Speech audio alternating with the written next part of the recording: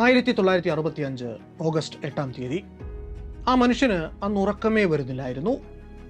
രാത്രി ഉറങ്ങാൻ കിടന്നപ്പോൾ എഴുതി വെച്ച കുറിപ്പുകൾ ഇടയ്ക്കിടയ്ക്ക് എഴുന്നേറ്റ് വീണ്ടും വീണ്ടും വായിച്ചു നോക്കിക്കൊണ്ടിരുന്നു. അദ്ദേഹത്തിന് ഉറപ്പുണ്ടായിരുന്നത് രണ്ട് കാര്യത്തിലാണ്. ഒന്ന്, അടുത്ത ദിവസം പകൽ കൃത്യം 10 മണിക്ക് ലോകത്തെ അഭിസംബോധന ചെയ്തുകൊണ്ടുള്ള തൻ്റെ പ്രഖ്യാപനം വരും. അതോടെ സിംഗപ്പൂർ ഒരു സ്വതന്ത്ര പരമാധികാര റിപ്പബ്ലിക് ആകും. 2, കൃത്യാന്തര ബാഹുല്യം നിമിത്തം ഈ പ്രഖ്യാപനം നടത്തുന്നത് മിക്കവാറും താനായിരിക്കില്ല. അങ്ങനെ നേരത്തെ തീരുമാനിച്ചുറപ്പിച്ച പോലെ പിറ്റേന്ന് രാവിലെ കൃത്യം 10 മണിക്ക് സിംഗപ്പൂരിലെ സകല റേഡിയോ പ്രക്ഷേപണങ്ങളും പാതി വഴി നിർത്തിക്കൊണ്ട് ആ പ്രഖ്യാപനം വന്നു. 90 വാക്കുകൾ മാത്രം നീണ്ട ഒരു പ്രൊക്ലമേഷൻ. അനൗൺസറുടെ ദൃഢമായ സ്വരത്തിൽ അത് പുറത്തു വന്നപ്പോൾ സിംഗപ്പൂരിലെയും മലേഷ്യയിലെയും ആയിരക്കണക്കിന് പേരുടെ ജീവിതം എന്നേക്കുമായി മാറി മറിഞ്ഞു. ആ പ്രഖ്യാപനത്തിലെ വരികൾ ഇങ്ങനെയായിരുന്നു: സ്വതന്ത്രമായി ജീവിക്കുക എന്നത് ഏതൊരു വ്യക്തിയുടെയും മൗലിക അവകാശമാണ്. ലീ കുവാൻ യു എന്ന ഞാൻ സിംഗപ്പൂർ രാജ്യത്തിന്റെ നിയുക്ത പ്രധാനമന്ത്രി എന്ന നിലയ്ക്ക് ഈ നാട്ടിലെ ജനങ്ങളുടെയും ഗവൺമെന്റിന്റെയും പ്രതിനിധിയായി ഇന്ന് 1965 ഓഗസ്റ്റ് 9-ാം തീയതി മുതൽ സിംഗപ്പൂർ ഒരു സ്വതന്ത്ര പരമാധികാര ജനാധിപത്യ രാഷ്ട്രമായതായി ഇതിനാൽ ഉറക്കെ പ്രഖ്യാപിച്ചുകൊള്ളുന്നു. സ്വാതന്ത്ര്യത്തിന്റെയും നീതിയുടെയും ശാശ്വതമായ സൗഖ്യത്തിന്റെയും അടിസ്ഥാന തത്വങ്ങളിൽ വിഭാവനം ചെയ്യപ്പെട്ട ഈ രാജ്യം അതിൻ്റെ പൗരന്മാർക്ക് നീതിയും തുല്യതയും പുലരുന്ന ഒരു ജീവിതവും ഇതിനാൽ ഉറപ്പു നൽകുന്നു എന്ന്.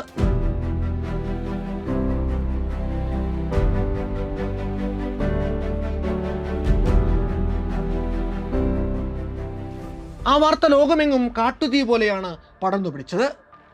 സിംഗപ്പൂർ ഇനി മലേഷ്യയുടെ ഭാഗമല്ല. ആ ദ്വീപ് അതിൻ്റെ സ്വാതന്ത്ര്യം പ്രഖ്യാപിച്ചു കഴിഞ്ഞു. ആദ്യത്തെ പ്രഖ്യാപനം മറ്റൊരാളെ ഏൽപ്പിക്കാൻ ലീക്ക് കഴിഞ്ഞുവെങ്കിലും അധിക നേരം മാധ്യമങ്ങളിൽ നിന്ന് ഒഴിഞ്ഞു നിൽക്കാൻ അദ്ദേഹത്തിന് സാധിച്ചില്ല. ഒരു കടലിനപ്പുറം ഇരുന്ന് മലേഷ്യൻ പ്രധാനമന്ത്രി ടുങ്കു അബ്ദുർ റഹ്മാൻ മറ്റൊരു കഥ ലോകത്തോട് വിളിച്ചു പറയുന്ന സാഹചര്യത്തിൽ പ്രത്യേകിച്ചും ഏറെ നേരം മൗനം ആചരിക്കാൻ അദ്ദേഹത്തിന് സാധിക്കുമായിരുന്നില്ല.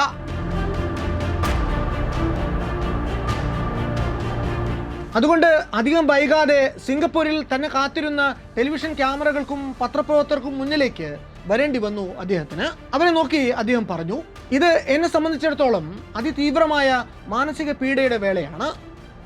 ഞാൻ എന്നും സ്വപ്നം കണ്ടിരുന്നത് ഈ 2 പ്രവിശ്യകളുടെയും ലയനവും ഐക്യവും മാത്രമാണ്. അതുകൊണ്ട് തന്നെ ഈ നിമിഷം എനിക്ക് പകർന്നു നൽകുന്നത് അടക്കാനാവാത്ത സങ്കടമാണ്. ഇത്രയും പറഞ്ഞപ്പോഴേക്കും ലീയുടെ കണ്ഠമിടറി. തുടർന്നൊരു വാക്കുപോലും പറയാനാവാത്ത ഒരു വികാര വിക്ഷുബ്ധതയിലേക്ക് അദ്ദേഹം വഴുതി വീണു. പിന്നെ അവിടെ സുദീർഘമായ ഒരു നിശബ്ദതയാണ്, ഏറെ അസുഖകരമായ ഒരു മൗനം. പ്രസംഗപീഠത്തിനരികെ നിന്ന ലീയുടെ കണ്ണുകൾ നിറഞ്ഞു കലങ്ങി.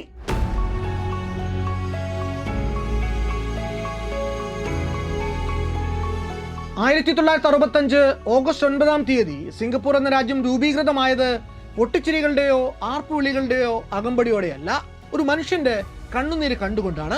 അന്നോളം ഭാഗമായിരുന്ന യൂണിയനിൽ നിന്ന് ചവിട്ടി പുറത്താക്കപ്പെട്ട ഒരു ദ്വീപ്, വളരെ ചെറിയ ഒരു ഭൂപ്രദേശം, കാര്യമായ ധാതു നിക്ഷേപങ്ങളോ പ്രകൃതി സമ്പത്തോ ഒന്നുമില്ലാത്ത ഒരു തരിശുഭൂമി, പാരമ്പര്യാർജിതമായ സമ്പത്തില്ല, സൈന്യമില്ല, സ്വന്തമായൊരു കറൻസി പോലുമില്ല, കഴിഞ്ഞുകൂടാനുള്ള വകയില്ല, മുന്നോട്ട് പോകാനുള്ള മാർഗദീപമായി സ്വന്തമായൊരു ഭരണഘടനയോ നിയമസംഹിതയോ പോലുമില്ല. അക്ഷരാർത്ഥത്തിൽ ഒരു അനാഥ ജന്മം തന്നെയായിരുന്നു സിംഗപ്പൂർ എന്ന ആ നവജാത രാജ്യം. വിപരീത സാഹചര്യങ്ങളുടെ ചക്രവ്യൂഹത്തിന് നടുവിൽ നിന്നും സിംഗപ്പൂർ എന്ന രാജ്യത്തെയും അന്നാട്ടിലെ ജനങ്ങളെയും കൈപിടിച്ചു നയിച്ച ലീ കുവാൻ യു എന്ന പ്രതിഭാശാലിയായ ജനനേതാവിൻ്റെ കഥ. എന്തിനുമേതിനും ലോകത്തെ ആശ്രയിക്കേണ്ട നിലയിൽ നിന്നും ആ കുഞ്ഞു ദ്വീപരാഷ്ട്രത്തെ പുരോഗതിയുടെ പറുദീസയിലേക്ക് എത്തിക്കാൻ അദ്ദേഹം പ്രകടിപ്പിച്ച സ്ഥിരോത്സാഹത്തിന്റെയും നിശ്ചയദാർഢ്യത്തിന്റെയും കഥ, അത് വല്ലാത്തൊരു കഥയാണ്.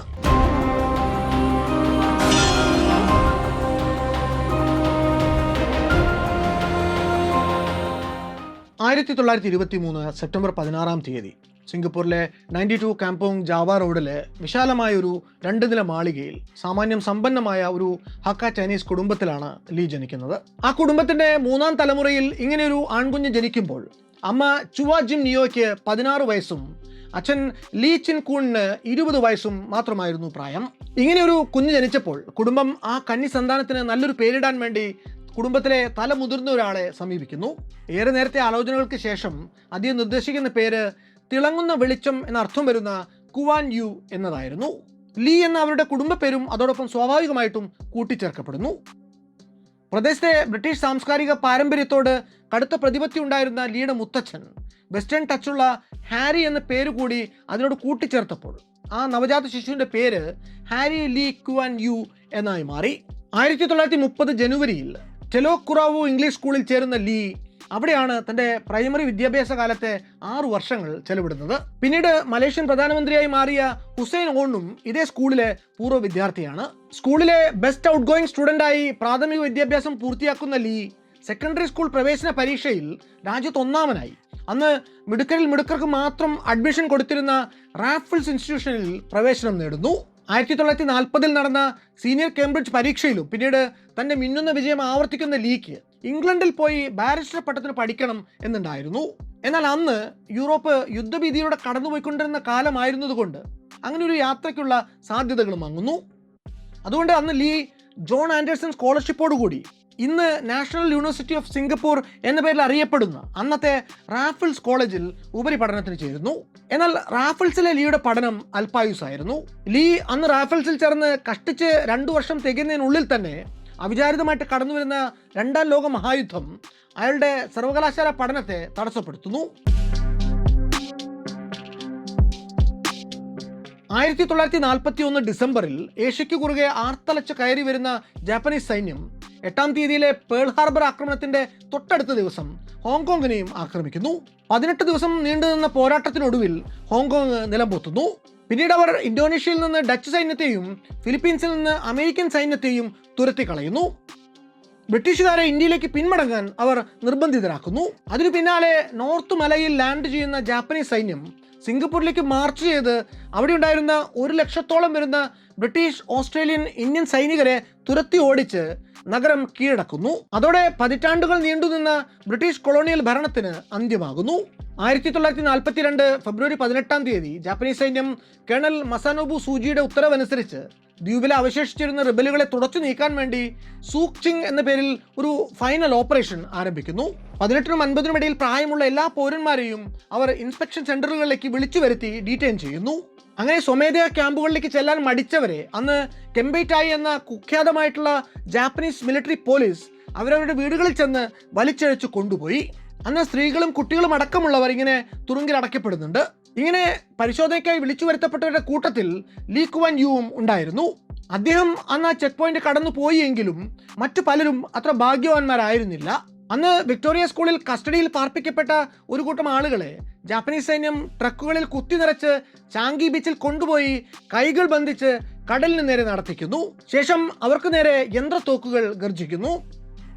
ആ കൂട്ടക്കൊലയിൽ കൊല്ലപ്പെട്ടവരുടെ മൃതദേഹങ്ങൾ മറവ് ചെയ്യാൻ പോലും അന്ന് ജാപ്പനീസ് സൈന്യം മെനക്കെടുന്നില്ല. കടൽ തീരത്ത് കിടന്ന് പുഴുത്തു നാറുന്ന ജഡങ്ങൾ അന്ന് സിംഗപ്പൂർ ജനതയുടെ മനസ്സിൽ ഭീതിയുടെ വിത്തുകൾ മുളപ്പിച്ചു. 1942 ഫെബ്രുവരി 18-ാം തീയതി മുതൽ 4 ദിവസം മാത്രം നീണ്ടുനിന്ന ഈ ഓപ്പറേഷൻ സൂക്ചിങ്ങിൽ ഏതാണ്ട് 6000-ഓളം ചൈനീസ് യുവാക്കളാണ് കൊല്ലപ്പെട്ടത് എന്നാണ് ഔദ്യോഗിക ജാപ്പനീസ് ഭാഷ്യം. എന്നാൽ യുദ്ധാനന്തരം സിംഗപ്പൂരിൽ അങ്ങോളം ഇങ്ങോളമുള്ള കൂട്ടക്കുഴിമാടങ്ങൾ തോണ്ടി നടത്തിയ പരിശോധനയ്ക്ക് ശേഷം ചൈനീസ് ചേംബർ ഓഫ് കൊമേഴ്സ് പുറത്തുവിട്ട മരണസംഖ്യ 60,000-നും 1,00,000-നും ഇടയിൽ എന്നാണ്. ജാപ്പനീസ് സേന സൂക്ചിങ് ഓപ്പറേഷൻ അവസാനിപ്പിച്ച ശേഷവും സിംഗപ്പൂരിലെ യുവാക്കൾ ഒറ്റയ്ക്കും തെറ്റയ്ക്കും അപ്രത്യക്ഷരായിക്കൊണ്ടിരുന്നു. ക്രമസമാധാന പാലനം എന്ന വ്യാജേന ജാപ്പനീസ് സൈന്യം നടത്തിയ ഈ അതിക്രമത്തിന് ഒരേ ഒരു ലക്ഷ്യമേ ഉണ്ടായിരുന്നുള്ളൂ. തങ്ങൾക്ക് ഭീഷണിയാകാൻ സാധ്യതയുള്ള ആരോഗ്യമുള്ള ഒരു യുവാവ് പോലും ആ ദ്വീപിൽ ആരോഗ്യത്തോടെ ജീവനോടെ അവശേഷിക്കരുത്. അന്ന് ഈ ജാപ്പനീസ് അധിനിവേശത്തിൽ ലീയുടെ ഭവനവും കൊള്ളയടിക്കപ്പെട്ടിരുന്നു. ലീയുടെ വീടിനടുത്തായി അന്ന് കേൺ ഹിൽ റോഡ് എന്നൊരു അപ്പർ മിഡിൽ ക്ലാസ് ഏരിയ ഉണ്ടായിരുന്നു. ലീ ഇടയ്ക്കിടെ സൈക്കിൾ ഓടിച്ച് പോകുന്ന വഴിയായിരുന്നു അത്. അവിടുത്തെ വില്ലകളിൽ മുമ്പ് പാർത്തിരുന്ന ഏഷ്യൻ യൂറോപ്യൻ ബിസിനസ്സുകാർ യുദ്ധഭീതിയിൽ മുമ്പ് തന്നെ ഒഴിഞ്ഞു പോയിരുന്നു. ആ വീടുകളെയെല്ലാം ഒരു വുഡൻ ഫെൻസിങ്ങിനുള്ളിലാക്കി അവിടം ജാപ്പനീസ് സൈന്യം തങ്ങളുടെ സൈനികർക്കുള്ള വേശ്യാലയമായിട്ട് മാറ്റിയിരുന്നു. ഈ കേന്ദ്രങ്ങളിലേക്കാണ് അവർ പിൽക്കാലത്ത് കംഫർട്ട് വിമൺ എന്ന പേരിൽ ലോകമറിഞ്ഞ സൈനികർക്ക് വേണ്ടിയുള്ള ലൈംഗിക അടിമകളെ എത്തിച്ചിരുന്നത്. ഇംപീരിയൽ ജാപ്പനീസ് സൈന്യം സ്വന്തം നാട്ടിൽ നിന്നും ജപ്പാൻ അധിനിവേശ പ്രദേശങ്ങളിൽ നിന്നുമൊക്കെ ലൈംഗിക അടിമകളായിട്ട് പിടിച്ചുകൊണ്ടുപോയ സ്ത്രീകളെയും കുട്ടികളെയുമാണ് ലോക ചരിത്രത്തിൽ കംഫർട്ട് വിമൺ എന്ന് വിശേഷിപ്പിക്കുന്നത്. ജാപ്പനീസിൽ അവരെ വിളിച്ചിരുന്നത് വേശ്യ എന്ന അർത്ഥം വരുന്ന ഇയാൻ ഫു എന്നായിരുന്നു. ഈ കംഫർട്ട് ഹൗസുകളുടെ ഫെൻസിന് പുറത്ത് തങ്ങളുടെ ഊഴം കാത്തു നിൽക്കുന്ന ജാപ്പനീസ് സൈനികരുടെ നീണ്ട നിര കണ്ട് അന്ന് അത്ഭുതം കൂറി നിന്നത് പിന്നീട് ലീ തന്റെ ആത്മകഥയിൽ ഓർത്തെടുക്കുന്നുണ്ട്. ജാപ്പനീസ് അധിനിവേശത്തിന് കീഴിൽ ദ്വീപിൽ അതിജീവനം ഏറെ ദുഷ്കരമായിരുന്നു. ഉണ്ടായിരുന്ന കുടുംബ സമ്പത്തൊക്കെയും കൊള്ളയടിച്ചു പോയി. അച്ഛനുണ്ടായിരുന്ന ജോലിയും നഷ്ടപ്പെട്ടു. ലീയുടെ കോളേജ് പഠനവും മുടങ്ങി. ലീക്ക് അന്ന് ആകെ വൃത്തിക്ക് അറിയാവുന്ന ഭാഷ ഇംഗ്ലീഷാണ്. ബ്രിട്ടീഷുകാർ നാട് വിട്ടതോടെ അതിനും പ്രസക്തിയില്ലാതെയായി. അങ്ങനെയിരിക്കെ എന്തെങ്കിലുമൊക്കെ ജോലിക്ക് സാധ്യത ഉണ്ടായാലോ എന്ന് കരുതി ലീ ചൈനീസ് ഭാഷ പഠിക്കാൻ തീരുമാനിക്കുന്നു. അതിനുവേണ്ടി അന്ന് ബ്രാസ് ബസാർ റോഡിലെ ഒരു പുസ്തകശാലയിൽ നിന്ന് അദ്ദേഹം മാൻഡറിൻ മേഡിസി എന്ന 30 പേജുകളുള്ള ഒരു കുഞ്ഞു കൈപ്പുസ്തകം വാങ്ങിക്കുന്നു. ചുരുങ്ങിയ ദിവസങ്ങൾ കൊണ്ട് പിന്നെയും അദ്ദേഹം കൂടുതൽ പുസ്തകങ്ങൾ വാങ്ങിക്കൂട്ടി ചൈനീസ് ഭാഷയിൽ പ്രാവീണ്യം ആർജിക്കുന്നു. പക്ഷെ അതുകൊണ്ട് മാത്രം പിഴച്ചു പോകാൻ അന്ന് സാധിക്കുമായിരുന്നില്ല. ഈ ജാപ്പനീസ് അധിനിവേശത്തിന് എന്നൊരു അറുതി ഉണ്ടാകും എന്നറിയില്ല. ഇനി അവരാണ് നാട് ഭരിക്കുന്നതെങ്കിൽ ജാപ്പനീസ് പഠിക്കാതെയും നിവൃത്തിയില്ല എന്ന് അദ്ദേഹത്തിന് തോന്നി. അങ്ങനെ ക്വീൻ സ്ട്രീറ്റിൽ ആരംഭിച്ച ഒരു ജാപ്പനീസ് ലാംഗ്വേജ് സ്കൂളിലെ ആദ്യ ബാച്ചിൽ ലീയും രജിസ്റ്റർ ചെയ്യുന്നു. 3 മാസം കൊണ്ട് ജാപ്പനീസിലും സാമാന്യ ഗ്രാഹ്യം അദ്ദേഹത്തിനുണ്ടാവുന്നു. അതിനു പിന്നാലെ അദ്ദേഹത്തിന് മുത്തച്ഛൻ്റെ ജാപ്പനീസ് സുഹൃത്തുക്കളിൽ ഒരാളായിട്ടുള്ള ഷിമോഡ ലീക്ക് സ്വന്തം കമ്പനിയിൽ ഒരു ഗുമസ്ത പണി വാഗ്ദാനം ചെയ്യുന്നു. പിന്നെയും പല ലാവണങ്ങളിലും മാറി മാറി ഏർപ്പെട്ട ശേഷം 1943 ലീ കുറച്ചു കാലത്തേക്ക് ജാപ്പനീസ് പ്രൊപ്പഗൻഡ ഡിപ്പാർട്ട്മെന്റ് ആയിട്ടുള്ള ഹൊഡോബുവിൽ മോഴ്സ് കോഡ് ഇന്റർപ്രറ്റർ ആയിട്ടും ജോലി ചെയ്യുന്നുണ്ട്. 1944 ചുലിയ സ്ട്രീറ്റിലെ ഇന്ത്യൻ പലചരക്ക് വ്യാപാരികളായ ബസ്രായി ബ്രദേഴ്സിനു വേണ്ടി സ്റ്റേഷനറി ഗം നിർമ്മിച്ച് വിതരണം ചെയ്തുകൊണ്ട് ലീ വ്യാപാരത്തിലും ഒരു കൈവയ്ക്കുന്നു. ജൂലിയ സ്ട്രീറ്റിലെ ബ്രോക്കർമാർക്ക് വേണ്ടി ജോലി ചെയ്യുന്ന കാലത്താണ് ഇങ്ങനൊരു ഡിമാൻഡ് ലീയുടെ മുന്നിലേക്ക് എത്തുന്നത്. അതിനെന്തു വഴി എന്ന് ആലോചിച്ചിരുന്ന ലീയോട് സ്നേഹിതനും കോളേജിൽ സഹപാഠിയുമായിരുന്ന യോങ് ന്യുക് ലിൻ ആണ് കപ്പപ്പൊടിയും പാമോയിലും കാർബോളിക് ആസിഡും കൊണ്ട് പശയുണ്ടാക്കാം എന്ന് പറയുന്നത്. തന്റെ സ്നേഹിതന്റെ പശ പരീക്ഷണങ്ങൾക്ക് വേണ്ടി മുതൽ മുടക്കാൻ ലീ അന്ന് തീരുമാനിക്കുന്നു. സ്റ്റിക്ക് ഫാസ്റ്റ് എന്ന ലേബലിൽ അദ്ദേഹം താമസിയാതെ ആ പശ സപ്ലൈ ചെയ്തു തുടങ്ങി. ഇങ്ങനെ പശ നിർമ്മാണത്തിനുള്ള തത്രപ്പാടുകൾക്കിടയിൽ യുങ് ന്യുക് ലിന്നിന്റെ അപ്പാർട്ട്മെന്റിൽ വെച്ച് ലീ അദ്ദേഹത്തിന്റെ ഭാര്യ ക്വാജിയോ ക്ലാനെ പരിചയപ്പെടുന്നു. ഈ ഫ്ലാറ്റിലെ സന്ദർശനങ്ങൾക്കിടയിൽ ലീ ക്വാജിയോ ക്ലാന്റെ ഇളയ സഹോദരിയായ ക്വാക് ജിയോക് ചൂവിനെ പരിചയപ്പെടുന്നു. ഈ പരിചയം വർഷങ്ങൾക്കിപ്പുറം ലീയുടെ ജീവിതത്തിൽ വളരെ നിർണായകമായിട്ട് മാറുന്നുണ്ട്. അതേപ്പറ്റി നമുക്ക് വഴിയെ പറയാം. എന്തായാലും വരും വർഷങ്ങളിലും ദ്വീപിലെ ജാപ്പനീസ് അധിനിവേശം തുടർന്നു പോയി എങ്കിലും അധികം വൈകാതെ ഒരു നാൾ അതിനും തിരശ്ശീല വീണു. യുദ്ധാനന്തരം ബ്രിട്ടൻ ചെയ്ത ആദ്യത്തെ കാര്യം മലയ യൂണിയൻ നിലവിൽ വന്നതായിട്ട് പ്രഖ്യാപിക്കുകയാണ്. അന്നത്തെ 9 മലൈ സ്റ്റേറ്റുകളും പിന്നെ പെനാങ്ങിലെയും മലാക്കയിലെയും സ്റ്റേറ്റ് സെറ്റിൽമെന്റുകളും അടങ്ങിയ ആ മലയ യൂണിയനിൽ പക്ഷേ ആദ്യം സിംഗപ്പൂർ ഉണ്ടായിരുന്നില്ല. അതായത് അങ്ങനെ ഒരു യൂണിയൻ പ്രഖ്യാപിച്ചപ്പോഴും സിംഗപ്പൂരിനെ തങ്ങളുടെ കോളനിയായിട്ട് നിലനിർത്തുകയാണ് ബ്രിട്ടൻ ചെയ്തത് എന്നർത്ഥം. അന്നത്തെ സിംഗപ്പൂർ എന്ന് പറയുന്നത് കഷ്ടി 214 ചതുരശ്ര മൈൽ വിസ്തൃതിയുള്ള വളരെ ചെറിയ ഒരു ദ്വീപാണ്. ഒരു കാലത്ത് സൗത്ത് ഈസ്റ്റ് ഏഷ്യയിലെ ബ്രിട്ടീഷ് സാമ്രാജ്യത്തിന്റെ ഊർജ്ജ കേന്ദ്രമായിരുന്ന സിംഗപ്പൂർ ഈ പ്രഖ്യാപനത്തോടെ ഒരു നാദനില്ല കളരിയായി മാറുന്നു. അന്നത്തെ സിംഗപ്പൂരിൽ അധിവസിച്ചിരുന്ന 20 ലക്ഷം വരുന്ന ജനസംഖ്യയിൽ 3/4 ഭാഗവും ചൈനക്കാരായിരുന്നു. എന്നാൽ 30,000-ഓളം ചെറുദ്വീപുകളുടെ സഞ്ചയമായ ആ പ്രദേശത്ത് 10 കോടിയോളം വരുന്ന ഇന്തോനേഷ്യൻ മലൈ മുസ്ലിങ്ങൾക്കിടയിൽ ഒരു ന്യൂനപക്ഷമായിട്ട് അവർ ഈ പ്രഖ്യാപനത്തോടു കൂടി മാറുന്നു. സിംഗപ്പൂരിനെ മലയ യൂണിയനിൽ നിന്ന് മാറ്റി നിർത്താനുള്ള ബ്രിട്ടന്റെ തീരുമാനത്തിനെതിരെ അന്ന് സ്വാഭാവികമായും അതിശക്തമായിട്ടുള്ള പ്രതിഷേധങ്ങൾ ഉയർന്നു വരുന്നുണ്ട്. മുഖ്യധാരയിലുണ്ടായിരുന്ന ബ്രിട്ടീഷ് ഇന്റലക്ച്വലുകളെയും രഹസ്യമായിട്ട് പ്രവർത്തിച്ചു പോന്നിരുന്ന കമ്മ്യൂണിസ്റ്റുകളെയും അതൊരുപോലെ അസ്വസ്ഥരാക്കി. ആ സാമ്രാജ്യത്വ വിരുദ്ധ കാലാവസ്ഥയിൽ നിന്ന് പ്രദേശത്തെ ആദ്യത്തെ ആന്റി ഇംപീരിയലിസ്റ്റ് പാർട്ടി ഉരുവം കൊണ്ടു. പേര് മലയൻ ഡെമോക്രാറ്റിക് യൂണിയൻ. യൂണിയൻ ലക്ഷ്യമിട്ടത് സാവകാശത്തിലുള്ള കോൺസ്റ്റിറ്റ്യൂഷണൽ റിഫോംസ് ആയിരുന്നുവെങ്കിൽ സമരപാതയിൽ അവരെ പോലെ തന്നെ വീറുപൂണ്ടു നിന്നിരുന്ന കമ്മ്യൂണിസ്റ്റുകൾക്ക് പയ്യെയുള്ള മാറ്റങ്ങൾ പോരായിരുന്നു. അധികാരം ഒരു രാത്രി ഇരുട്ടി വെളുക്കും മുമ്പ് തന്നെ സായുധമായി പിടിച്ചെടുക്കാൻ പോന്ന സമൂല വിപ്ലവത്തോടായിരുന്നു അവരുടെ അഭിനിവേശം. ജനങ്ങൾക്കിടയിൽ അതിനകം തന്നെ വേരോടി കഴിഞ്ഞിരുന്ന തൊഴിലാളി സംഘടനകളിലൂടെ അത് സാധിച്ചെടുക്കാൻ വേണ്ടി അവരും കോപ്പുകൂട്ടി. ദ സിംഗപ്പൂർ സ്റ്റോറി എന്നതിന്റെ ആത്മകഥയിൽ കമ്മ്യൂണിസ്റ്റുകളുടെ അന്നത്തെ മുന്നേറ്റത്തെക്കുറിച്ച് ലീ ക്വാൻ യു വിശദമായി തന്നെ വർണ്ണിക്കുന്നുണ്ട്. ജപ്പാൻ സൈന്യം പിൻവാങ്ങി 1 മാസത്തിനുള്ളിൽ തന്നെ കമ്മ്യൂണിസ്റ്റ് മുന്നേറ്റങ്ങളും ആരംഭിക്കുന്നു. 1945 ഒക്ടോബർ 21 അവർ താൻജോങ് പഗറിലെയും സിംഗപ്പൂർ ഹാർബർ ബോർഡിലെയും ഏതാണ്ട് 7,000-ഓളം വരുന്ന തൊഴിലാളികളെ അണിനിരത്തി ഒരു വമ്പൻ പണിമുടക്കിന് ആഹ്വാനം ചെയ്യുന്നു. ദിവസങ്ങൾക്കുള്ളിൽ തന്നെ 20,000-ഓളം വരുന്ന തൊഴിലാളികൾ സംഘടിച്ച് ജനറൽ ലേബർ യൂണിയൻ എന്ന പേരിൽ ഒരു ട്രേഡ് യൂണിയനും ആരംഭിക്കുന്നു. ആ സംഘടനയിൽ അന്ന് സമൂഹത്തിന്റെ നാനാ തുറകളിലുള്ള തൊഴിലാളികൾ അംഗങ്ങളായി. 1946 ജനുവരി 29 സിംഗപ്പൂരിന്റെ ചരിത്രത്തിലെ ആദ്യത്തെ പൊതു പണിമുടക്ക് നടക്കുന്നു. കമ്മ്യൂണിസ്റ്റ് നേതാക്കളിൽ ചിലരെ ബ്രിട്ടീഷ് മിലിറ്ററി അഡ്മിനിസ്ട്രേഷൻ കസ്റ്റഡിയിലെടുത്തതിനെതിരെ നടന്ന ഒരു ശക്തി പ്രകടനമായിരുന്നു ഈ സ്ട്രൈക്ക്. അന്ന് സിംഗപ്പൂരിലെ ഏതാണ്ട് 1.25 ലക്ഷത്തോളം വരുന്ന തൊഴിലാളികൾ ഒന്നടങ്കം പണിമുടക്കി. ആശുപത്രികൾ, കപ്പൽ നിർമ്മാണശാലകൾ, നേവൽ ബേസുകൾ, റബ്ബർ ഫാക്ടറികൾ, സിനിമാ കൊട്ടകകൾ, പൊതുഗതാഗത സംവിധാനങ്ങൾ, എന്തിന് ക്യാബറകൾ വരെ അന്ന് നിശ്ചലമായി. അന്നേ ദിവസം സിംഗപ്പൂരിലെ ഒരൊറ്റ പീടിക പോലും തുറന്നു പ്രവർത്തിച്ചിട്ടില്ല. ഇന്ത്യൻ സിവിൽ നിയമലംഘന പ്രസ്ഥാനത്തിൽ നിന്ന് കടമെടുത്ത ഹർത്താൽ എന്ന വാക്ക് ആദ്യമായി സിംഗപ്പൂരിന്റെ രാഷ്ട്രീയ ചരിത്രത്തിലേക്ക് കടന്നു വന്ന ദിവസമായിരുന്നു അത്. പൊതുജനം സമരാവേശം മൂത്ത് സഹകരിച്ചതൊന്നും ആയിരുന്നില്ല. പണിമുടക്കിനിടെ കട തുറന്നു വെച്ചാൽ തല്ലിപ്പൊളിച്ചേക്കും എന്ന ഭയത്തിന്റെ പുറത്തു മാത്രമായിരുന്നു അത്. അന്നേ ദിവസം ജോലിക്ക് ഹാജരായ അപൂർവം ചില തൊഴിലാളികളെ അവരുടെ സഹപ്രവർത്തകർ തന്നെ തല്ലി തിരികെ പറഞ്ഞു വിട്ടു. അതോടെ തെരുവു കച്ചവടക്കാരും റിക്ഷാക്കാരും ടാക്സി ഡ്രൈവർമാരും വരെ വീട്ടിൽ നിന്ന് പുറത്തിറങ്ങാൻ മടിച്ചു നിന്നു. സിംഗപ്പൂർ നഗരത്തിലെ ജനജീവിതം അക്ഷരാർത്ഥത്തിൽ തന്നെ സ്തംഭിച്ചുപോയി.